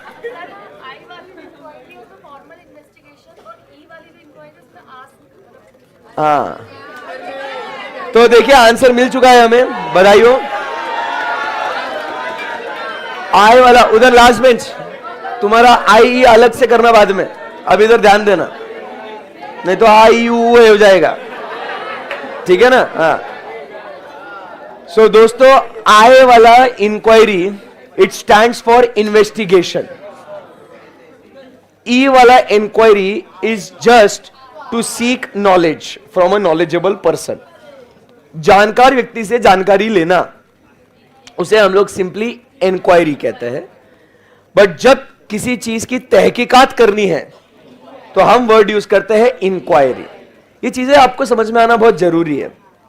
तो जब ये ड्यूटी लगाई गई है ना मेरे ऊपर, आपको ऐसे लगता है कि ये ऐसे छोटे छोटे वर्ड्स भी डिस्कस करने चाहिए? करूं ना, मतलब ऐसा नहीं तो कोई बोलेगा यार क्या सर इंग्लिश पढ़ा रहे आप हमें, है ना?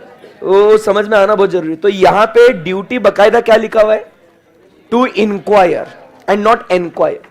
सो इसीलिए जब एग्जाम में सोचो इसको ट्रू एंड फॉल्स में आया क्वेश्चन और आई के जगह ई लिख दिया तो वो गेम चेंज हो जाएगा भाई। एमसीक्यू में आया आई और ई, ट्रू एंड फॉल्स में, एमसीक्यू में, भाई अपने को ये सब चीजें पता होना बहुत जरूरी है कि इसका मतलब क्या होता है। समझ रहे बात को? सो यहां पे ई वाला इंक्वायरी इज व्हाट? जनरल। आई वाला जो है इन्वेस्टिगेशन। सो आई से इन्वेस्टिगेशन ध्यान में रखना, आई का इंक्वायरी, आई का इन्वेस्टिगेशन। क्लियर है एकदम? Yes sir. अब देखो दोस्तों, यहां पे बकायदा अपने को तहकीकात, जैसे आप वर्ड्स इंटरचेंजेबली यूज करते हैं। सर संडे को क्लास है क्या? इंक्वायरी करते हो या एनक्वायरी करते हो? इंक्वायरी, इन्वेस्टिगेशन नहीं करते। बोल साले संडे को क्लास है क्या? बोल। ऐसा ऐसा तो नहीं करेंगे ना। पुलिस वाले जो है वो क्या करते हैं? इंक्वायरी। हम लोग पुलिस की इंक्वायरी चालू है, वो तहकीकात करते हैं. We use the words interchangeably. Movie tickets available है या नहीं है, ये हम लोग क्या इंक्वायरी. बराबर. फ्रॉड हुआ है, let's do what, inquiry. We use the words very separately in different context. समझा बात को? Yes sir. चलो सो अब बात करते हैं कौन से पॉइंट्स के बारे में. देखो, first point advances, second point book entries, third point company, fourth point deposits, fifth point expenses, last point for cash. ये सारे पॉइंट्स अपने को इंक्वायर करने के हैं. A for advances, B for, C for, D for, E for, F for. हो गए 6 पॉइंट. सही है ना? ए फॉर एप्पल नहीं बोलना बेटा. ओफो, ये अभी मॉडर्न डे एबीसीडी है अपना. ठीक है ना? अब बड़े हो गए तो नया एबीसीडी सीखेंगे. चलो, ए फॉर एप्पल मत बोलो, एडवांसेस. वापस से, A for, B for, C for, D for, E for, F for cash. सही है एकदम. Yes sir. और एक बात देखो, हो गया ना? याद ही हो गया है. तो अभी सिर्फ करना है, समझना है. देखो, अपना पहला कंटेंट एग्जाम में सेट करना है. मेरे को ये लिख के आना है भाई. समझेंगे केस स्टडी के हिसाब से उसको कैसे डील करना है उसके लिए. समझा बात को? चलो एक बार और सब लोग फुल पावर के साथ बोलेंगे. रेडी? क्या पढ़ रहे हैं हम लोग? नहीं विषय. अच्छा, क्या है ये टॉपिक? क्या है? Duty to. हमें पता ही नहीं क्वेश्चन क्या है. Duty to inquire on certain matters. और वो सर्टन मैटर्स है ए टू एफ. समझे बात को? बोलो. A for, B for, C for, D for, E for, F for, A for, B for, C for, D for, E for, F for. हो गया. चलो अभी first duty whether loans and advances. अभी समझना है बाबा. ठीक है ना? कम ऑन, वो मजा आएगा आपको. अभी whether loans and advances made by the company on the basis of security have been properly secured, and whether the terms on which they have been made are prejudicial to the interest of the company or its members. Okay, first step by step है ना, कुछ चीजें मैं आपसे पूछता हूं. अब देखो, जब मैं प्रोविजंस भी पढ़ाता हूं ना, तो एंड पूरा ऑडिट भी जब पढ़ाऊंगा, आप तो ये अभी एक्सपीरियंस करोगे और करा भी होगा.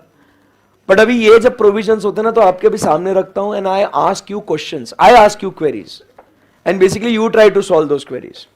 जिससे क्या होता है कि you are involve, you are discussing with me. It's a two way communication, and then you will not feel sleepy, and plus you will remember everything. ठीक है? सो अभी बहुत मजा आएगा आपको. सो फर्स्ट पॉइंट जो है, loans and advances made by the company on the basis of security, and ऐसा ऐसा लिखा हुआ है. पहली चीज मेरे को यह सवाल आ रहा है, बराबर, कि यहां पे हम लोग जो लोन्स एंड एडवांसेस की जो बात कर रहे हैं, ये कौन से लोन्स एंड एडवांसेस है? जो लोन्स दिए हैं, लिए हैं, दोनों. कैसा भारी क्वेश्चन आता ना. Otherwise you can not think about this queries. Whether loans and advances जो बात हो रही है यहां पे, ये दिए हैं. देखो, लोन दिए हैं, लोन लिए हैं, या दोनों? चलो, दिए हैं वाले के लिए कौन कौन है? अच्छा, इतने दिए लग गए हैं. ओके. लिए वाले कौन कौन है? ओके. दोनों के लिए कौन कौन है? Yes sir. So now you understand कि ये क्वेश्चन भी पूछना कितना जरूरी हो गया। अदरवाइज ऐसा एग्जाम में क्वेश्चन आया तो साला ये तो आउट ऑफ सिलेबस आ गया भाई, क्या सवाल है। तो जो लोग बोल रहे हैं दिए है, मेजॉरिटी उनकी है, तो जरा उनसे पहले समझेंगे कि आखिर आप लोग ऐसा क्यों बोल रहे हो। मेड, तो यहां पे एक चीज जो है ना, मैंने कहा ना छोटे छोटे वर्ड्स बहुत इंपॉर्टेंट है। इट इज रिटन बाय, नहीं अगर लिए होते तो क्या लिखते हैं, मेड टू।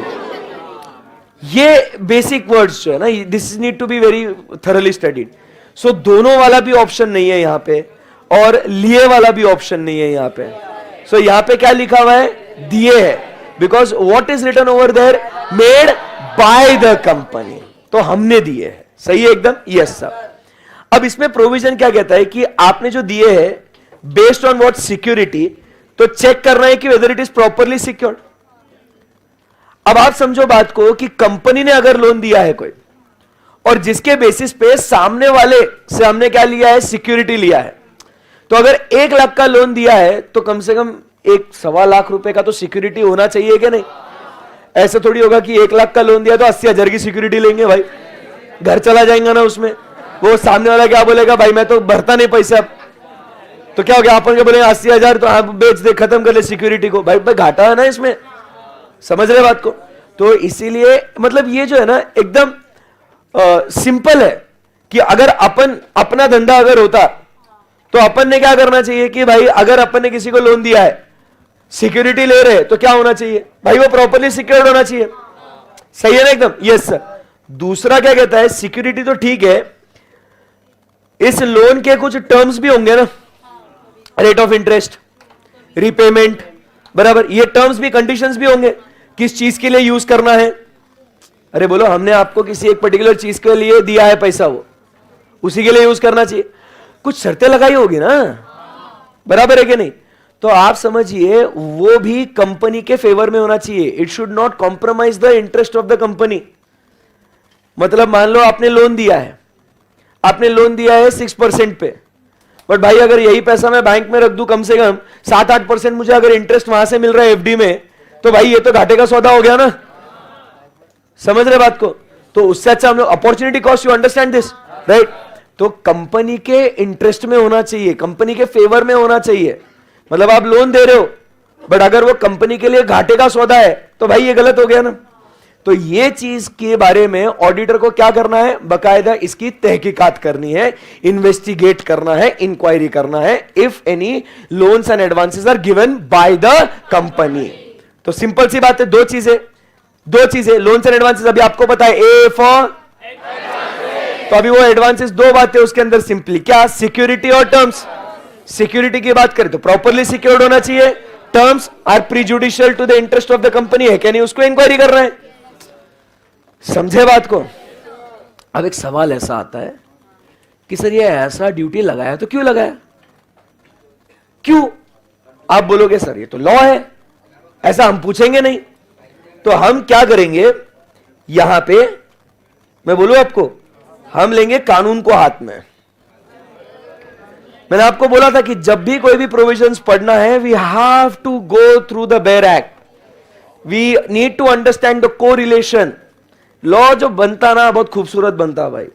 सो ध्यान से सुनना, अभी हम लोग क्या करेंगे, सेक्शन नंबर ना रे 179, 80 कौन सा है वो, वहां जाना है अपने को। देखो वो मैं उस दिन बात कर रहा था ना, बोर्ड ऑफ डायरेक्टर्स को मीटिंग करना पड़ता है, तो यहां पे आपको दिखेगा कि every company shall hold it's first meeting with in 30 days. ये बोर्ड ऑफ डायरेक्टर्स की फर्स्ट मीटिंग दिख रहा है आपको। तो वो मैं उस दिन बोल रहा था ना मैं आपको, वो उसके लिए मैं, ठीक है, वाइच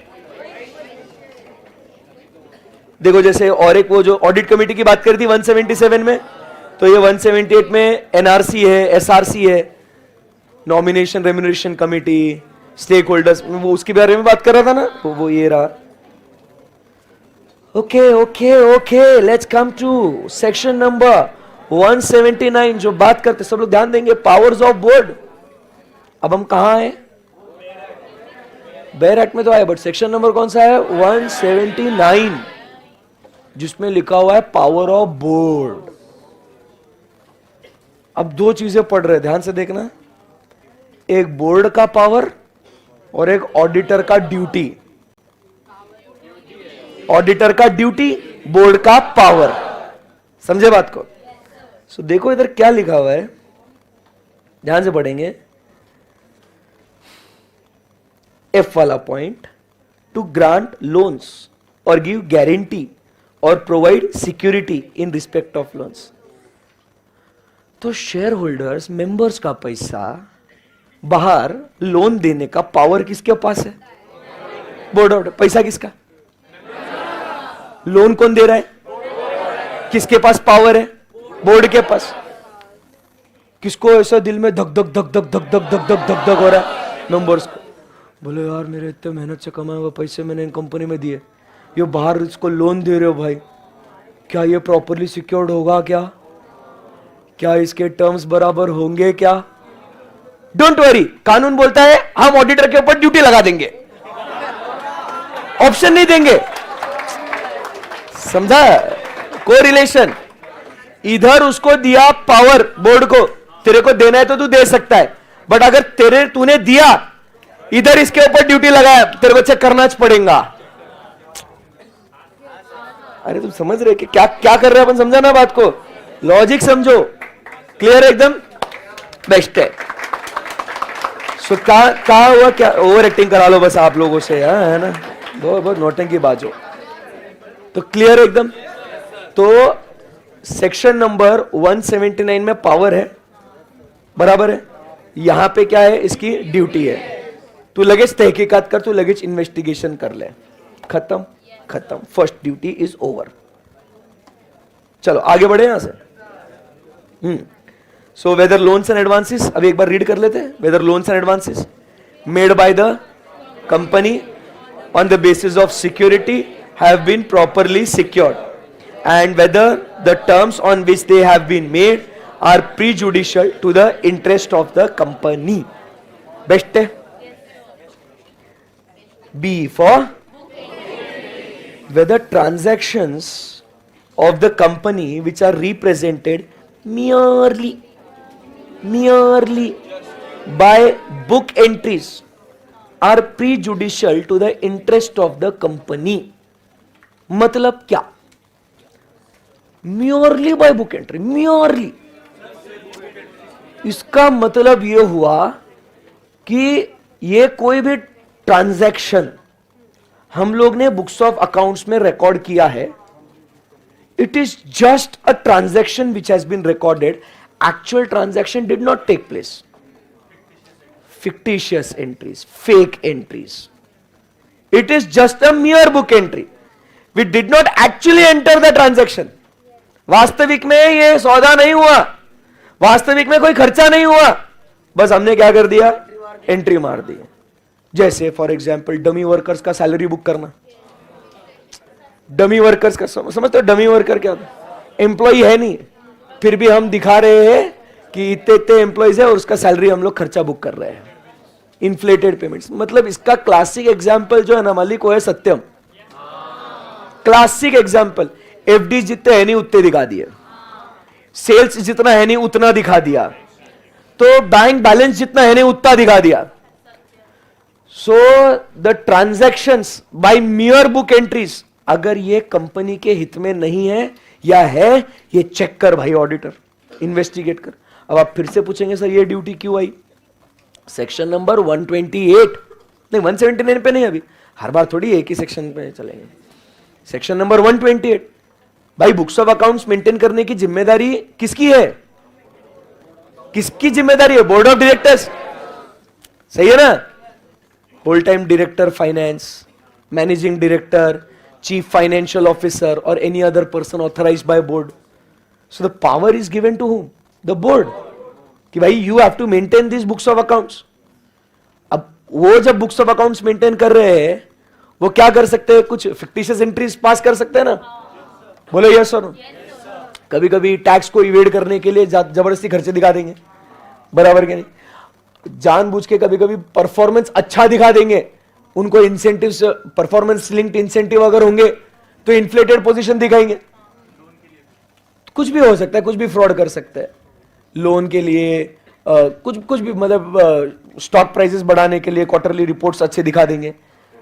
सो ऐसा कुछ गड़बड़ तो नहीं है ना, इसके लिए ये सेकेंड ड्यूटी लगाया। आई बात समझ में? क्लियर एकदम? Yes sir. Next third point, logic समझ में आ रहा ना सबका? Yes sir. अभी बात करेंगे सी फॉर कंपनी। एक बच्चा लाइव स्ट्रीम में बोल रहा है डेप्रिसिएशन। बेटा depreciation is not mere book entry ना, डेप्रिसिएट तो एसेट्स तो वास्तविक में डेप्रिसिएट तो होती है ना। Depreciation is a non cash expenditure, it is not a mere book entry, confuse मत होना बेटा, ठीक है। Next point, where a company क्या कह रहा है? Not being an investment company और बैंकिंग कंपनी। मतलब ये जो सी पॉइंट में जो हम लोग प्रोविजन पढ़ रहे हैं, ये इन्वेस्टमेंट और बैंकिंग कंपनीज को लागू नहीं है। इन्वेस्टमेंट और बैंकिंग कंपनी को छोड़ के जो भी दूसरी कोई कंपनी होगी उसके लिए ये प्रोविजन है। समझा बात को? तो किसे एप्लीकेबल नहीं है? Investment and banking company. अब कहानी एकदम सिंपल है। क्या कहता है वो?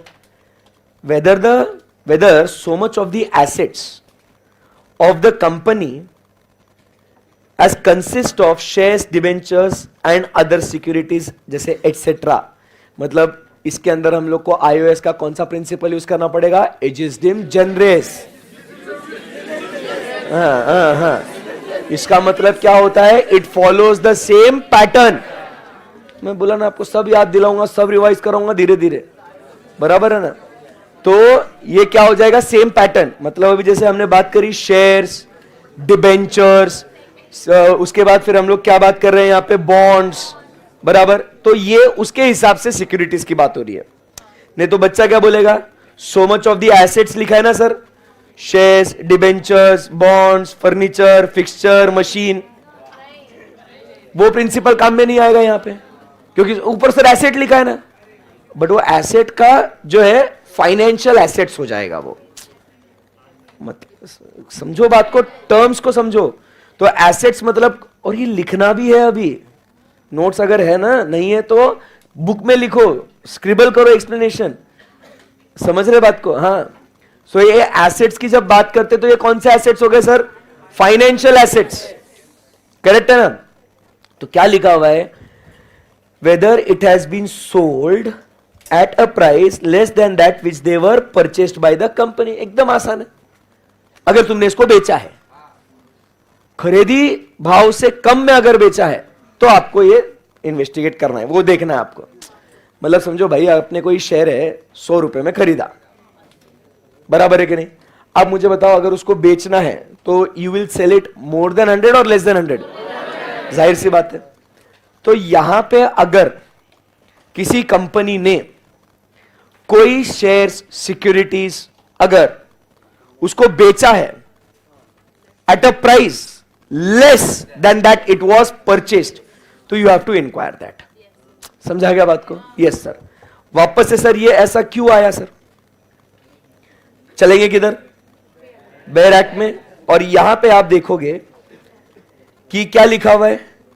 To invest the funds of the company. दिख रहा है क्या आपको? क्या हो रहा है इसको?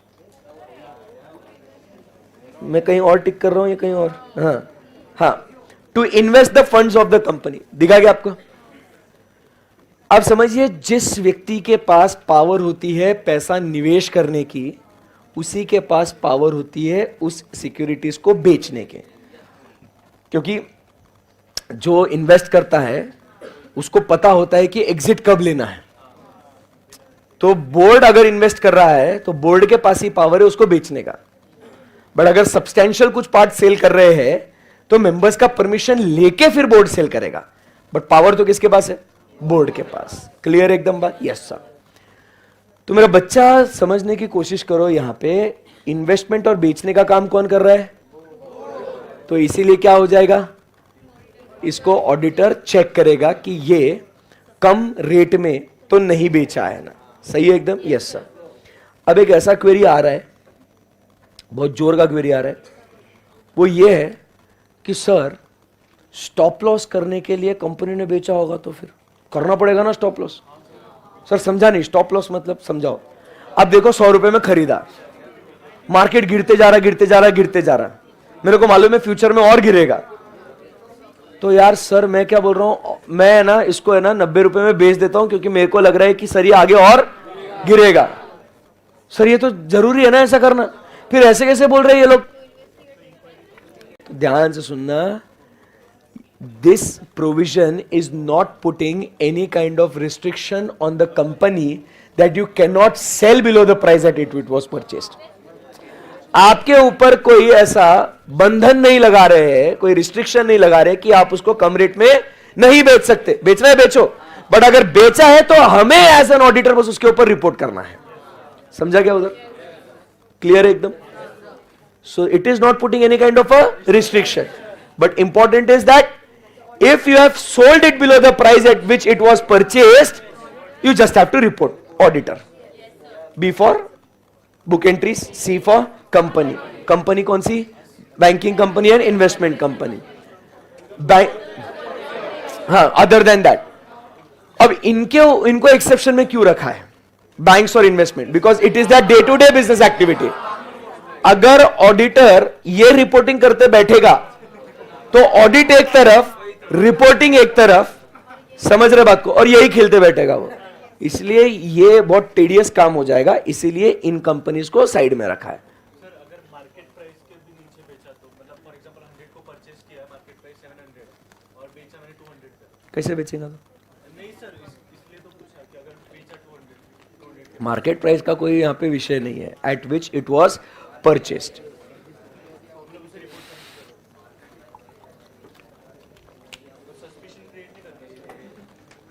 अपन इंक्वायरी करेंगे ना, पूछताछ करेंगे ना, ऐसा कोई बेचेगा भी क्यों ना। देखो, और ये भी समझना कि बोर्ड ऑफ डायरेक्टर्स है ना चोर लोग नहीं होते। मोस्टली क्या होता है, जब आप कोई भी लॉ पढ़ते हो ना, तो आप लोगों को ऐसा दिमाग में एक प्री कंसीव नोशन लेके चलते हो कि ये साला बोर्ड ऑफ डायरेक्टर ना चोर आदमी है और मेंबर्स मतलब भगवान आदमी है। तो ऐसा नहीं होता है ना, रियलिस्टिक में नहीं होता ऐसा रियल लाइफ में। चलो आगे बढ़े यहां से। ए मेरा बच्चा, अब बात करते हैं डी फॉर डिपॉजिट्स। इसमें बहुत मजा आएगा। परेशान करूं आप लोगों को? नींद आ रही है ना? किसको नींद आ रही है? मैं एक सवाल ऐसा फेंक के मारता हूं ना, whether loans and advances made by the company have been shown as deposits. Loans, advances, deposits same है क्या अलग अलग है? पक्का? श्योर? बता दो मीनिंग। लोन मतलब क्या, एडवांस मतलब क्या, और डिपॉजिट मतलब क्या? ये बताओ मेरे को। नहीं, तुमको बहुत आता ना, तुमको अकाउंट्स पढ़े हो, लॉ पढ़े हो, क्या नहीं समझो। आप लोग क्या करते हो ना, भावनाओं में बहते। लोन, सर इमोशंस को समझो यार। लोन होता है, एडवांस होता है, डिपॉजिट तो क्या डिपॉजिट है, उसके अंदर का दर्द बताना है अभी आपको। हाँ बेटा, एकदम सब लोग सुनेंगे, सब लोगों को बोलने का मौका मिलेगा। क्या बेटा? मैं क्या पूछ रहा हूं, आप क्या बोल रहे हो? एग्जाम में यही होता है, तू कुछ भी पूछ, मेरे को जो आता मैं लिख के आएगा। मैं मतलब पूछ रहा हूं बाबू, लोन मतलब क्या? अनुवाद नहीं पूछ रहे हम, लोन मतलब उधार। सिनोनिम्स भी नहीं पूछ रहा हूं, मेरे इंग्लिश बहुत अच्छी है वैसे। I am not asking for translation, nor I am asking for synonyms. Synonyms समझते हो? मिले जुले शब्द। तो ना मुझे सिनोनिम्स चाहिए, ना मुझे ट्रांसलेशन चाहिए, मुझे चाहिए meaning. Oh my God, full English, yo baby. Let me borrow some money. What is a loan? When do we say a particular thing as a loan? When do we say a particular thing as advance? हाँ, सबको मौका मिलेगा। अच्छा, अभी एक ऐसा answer आया है कि loan long term, advance short term. अरे भाई शॉर्ट टर्म लोन्स भी होते हैं, लॉन्ग टर्म लोन भी होते हैं, शॉर्ट टर्म एडवांस भी होते हैं. सो टेन्योर डज नॉट डिफाइन. किसी के बॉडी के अंदर आता होगा इंटरेस्ट, तो इंटरेस्ट फ्री लोन्स भी होते हैं, इंटरेस्ट बेरिंग लोन्स भी होते हैं, इंटरेस्ट फ्री एडवांसेस भी होते हैं, इंटरेस्ट फ्री एडवांसेस भी होते हैं और बेरिंग एडवांसेस भी होते हैं. हाँ नितिन, जोर से बोलो बेटा, बोलना थोड़ा जोर से. देखो आवाज आ रही है उसको. Loans are generally given, advances are specifically given. समझे? भाग यहां से. लोन कंपनी ने लिया है, एडवांस दूसरों को लोन. समझे? ये बोल रहे हैं. हाँ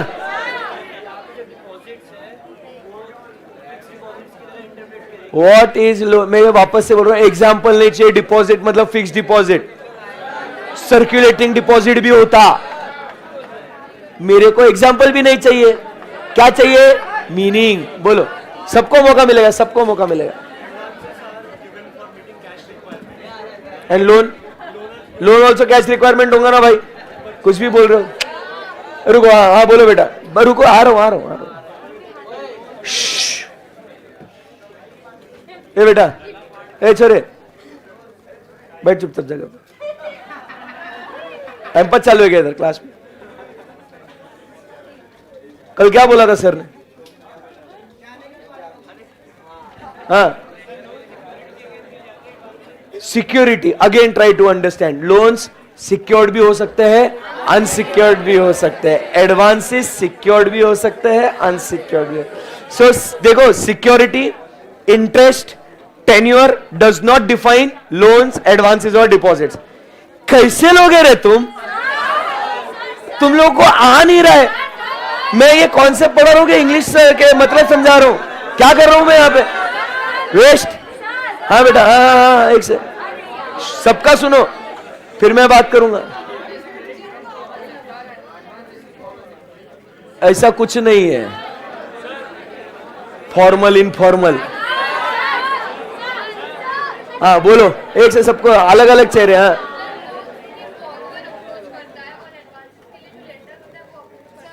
हाँ कौन अप्रोच कर रहा कौन नहीं से मैटर नहीं करता. एडी है क्या? चुप. हाँ बोलो. गलत है.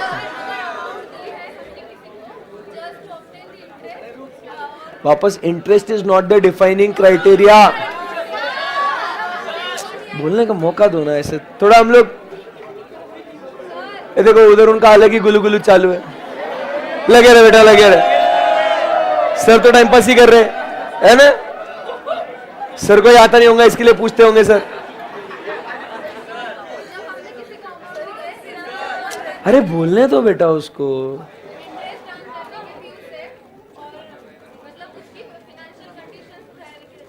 नहीं बेटा. हाँ बोल दे.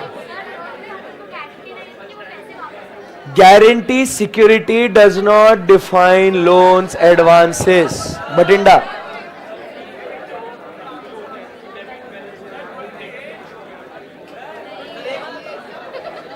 एकदम चुप बैठेंगे. फिर ये लास्ट है, फिर मैं बोलूंगा. हाँ बोल चोरी. एकदम चुप. आपको आपकी कसम है.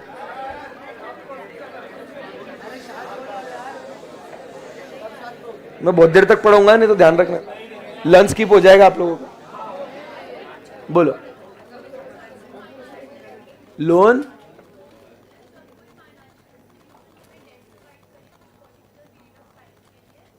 Again the time period does not define loan और एडवांसेस. चलो मैं बोलता हूं, अभी ध्यान से सुनो. अभी मैं बोलता हूं, नहीं तो ये बहुत, अगर एक एक ऐसे चलता गया ना, और मेरे को मालूम है आपको नहीं आता, रहने दो. अगर गलत बोला, अगर भाई गलत बोला तो देख लेना. हाँ बोल. डांस करूंगा. हाँ.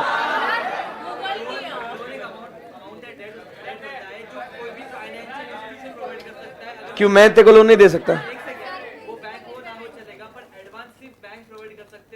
मैं एडवांस नहीं दे सकता. कुछ भी बोल रहे हैं.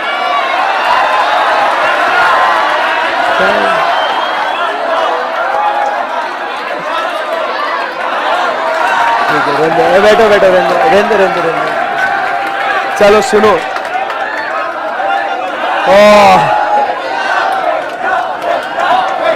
बैठ जाओ. अरे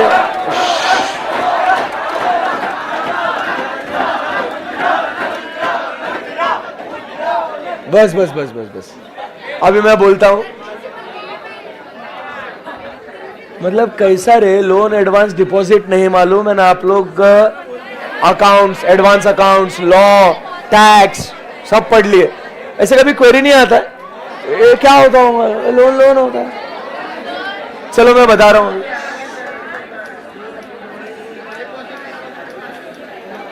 whenever you are ready.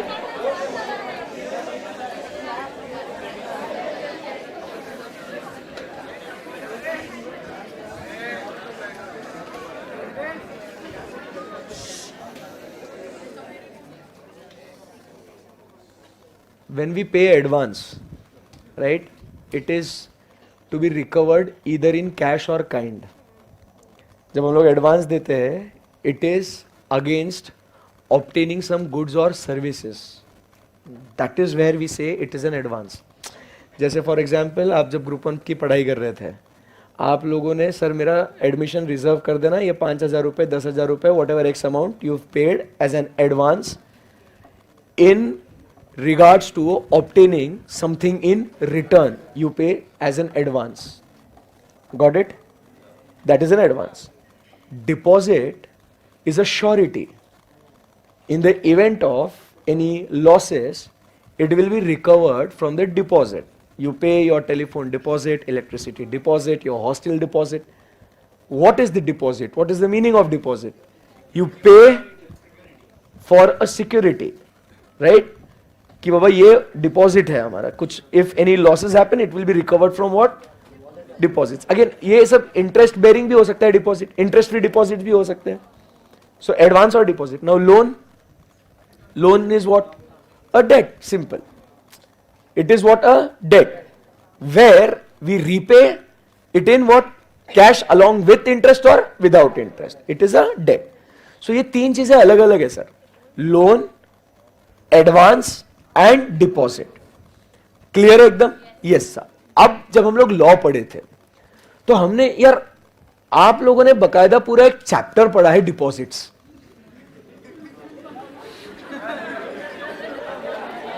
आप समझो मेरे को सब मालूम रहता, मैं सब बहुत पढ़ता हूं मैं. I study every day and I study a lot. So you have studied one chapter called as deposits, yes और नो? उसमें तो बहुत भयंकर डेफिनेशन दिया है. Any money accepted by way of deposits is called as deposits. Barrack में भी definition नहीं है डिपॉजिट्स का. एंड फिर उसके अंदर डिपॉजिट्स में क्या क्या कवर होता है वो लिखा है, क्या क्या कवर नहीं होता है वो लिखा है. borrowings also become what, deposits, but borrowings from banks or financial institution are not a part of deposits. वो लिस्ट आपने पढ़ा है पूरा. ए मालिक मत करो ऐसा, पढ़ा है ऐसा. तो बोरोइंग्स भी कभी कभी डिपॉजिट्स में आ सकते हैं, कभी कभी नहीं आ सकते, वो लिस्ट है.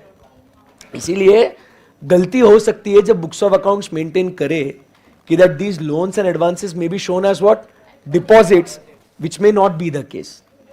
समझा बात को? इसीलिए it is the duty of the auditor to inquire whether those loans and advances are shown as deposits. Clear एकदम? Yes sir. Next point very simple, E for expenses.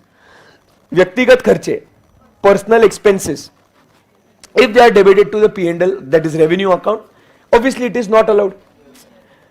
Because आप समझिए ना बात को, हम लोग जो खर्चे रिकॉर्ड करते हैं वो कौन से रिकॉर्ड होते हैं? मैचिंग कॉन्सेप्ट होता है ना आपका. क्या होता है? Only record those expenses which are helping you to earn the revenue. अरे बोलो यस और नो? पर्सनल एक्सपेंसेस हम लोग P&L अकाउंट को बुक नहीं कर सकते हैं. बराबर है कि नहीं एकदम? Yes sir. इसको क्या दिखाएंगे हम लोग? देखो यही प्रॉब्लम है. कंपनी में कैसा ड्राइंग, कुछ भी नहीं कैसे दिखाएंगे, एक्सपेंस नहीं दिखा सकते हैं. ड्राइंग्स कैसे, मतलब शेयर कैपिटल में से विड्रॉ करेगा ड्राइंग्स? ये पार्टनरशिप फर्म है ये. यही प्रेजेंस ऑफ माइंड होना चाहिए जब हम लोग आंसर्स लिखते हैं ना, all this count. So drawings नहीं बोलेंगे यहां पे. यहां पे हम लोग बोलेंगे कि these are the loans to the directors. अगर उनके लिए खर्चा किया है हमने, so it will be treated as a loan to director. समझा बात को? Yes sir. तो सिंपल सी बात है, यहां पे हम लोग को क्या देखना है कि personal expenses whether it is debited, charge to revenue account, ये हम लोग को क्या करना है सर? इसको रिपोर्ट करना है. क्लियर है एकदम? Yes sir. Last point for the day, then we are done. whether personal expense, where it is stated in the books of accounts that the shares have been allotted for what? Cash. मतलब जब हम लोग shares issue करते हैं, सो दो type से issue करते हैं हम लोग, for consideration that is cash and consideration other than cash. सही है एकदम. तो अगर हमने शेयर्स इशू किए हैं फॉर कैश, तो क्या होना चाहिए? कैश आना चाहिए. हम लोग कॉल करते हैं, first call, second call, call पे call, final call, missed call हो गया तो फॉरफीचर, है ना. अरे मिस्ड कॉल मतलब वो उसने पे नहीं किया तो that is missed call, not that missed call.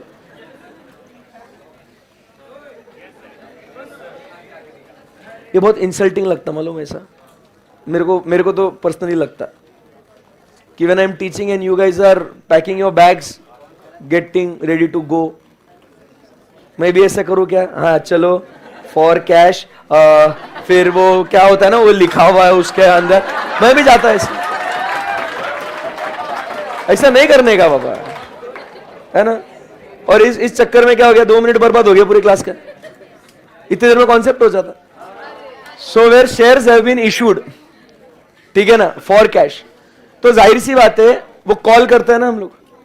तो आप समझिए ये वापस से आते हैं कानून पे, और यहां पे आपको फर्स्ट पावर दिख रहा है, क्या लिखा हुआ है? To make calls on shareholders. तो कॉल करने का पावर किसके पास है? बोर्ड ऑफ डायरेक्टर्स के पास. तो आप समझिए board of directors are making what? Calls. बराबर एकदम. Yes sir.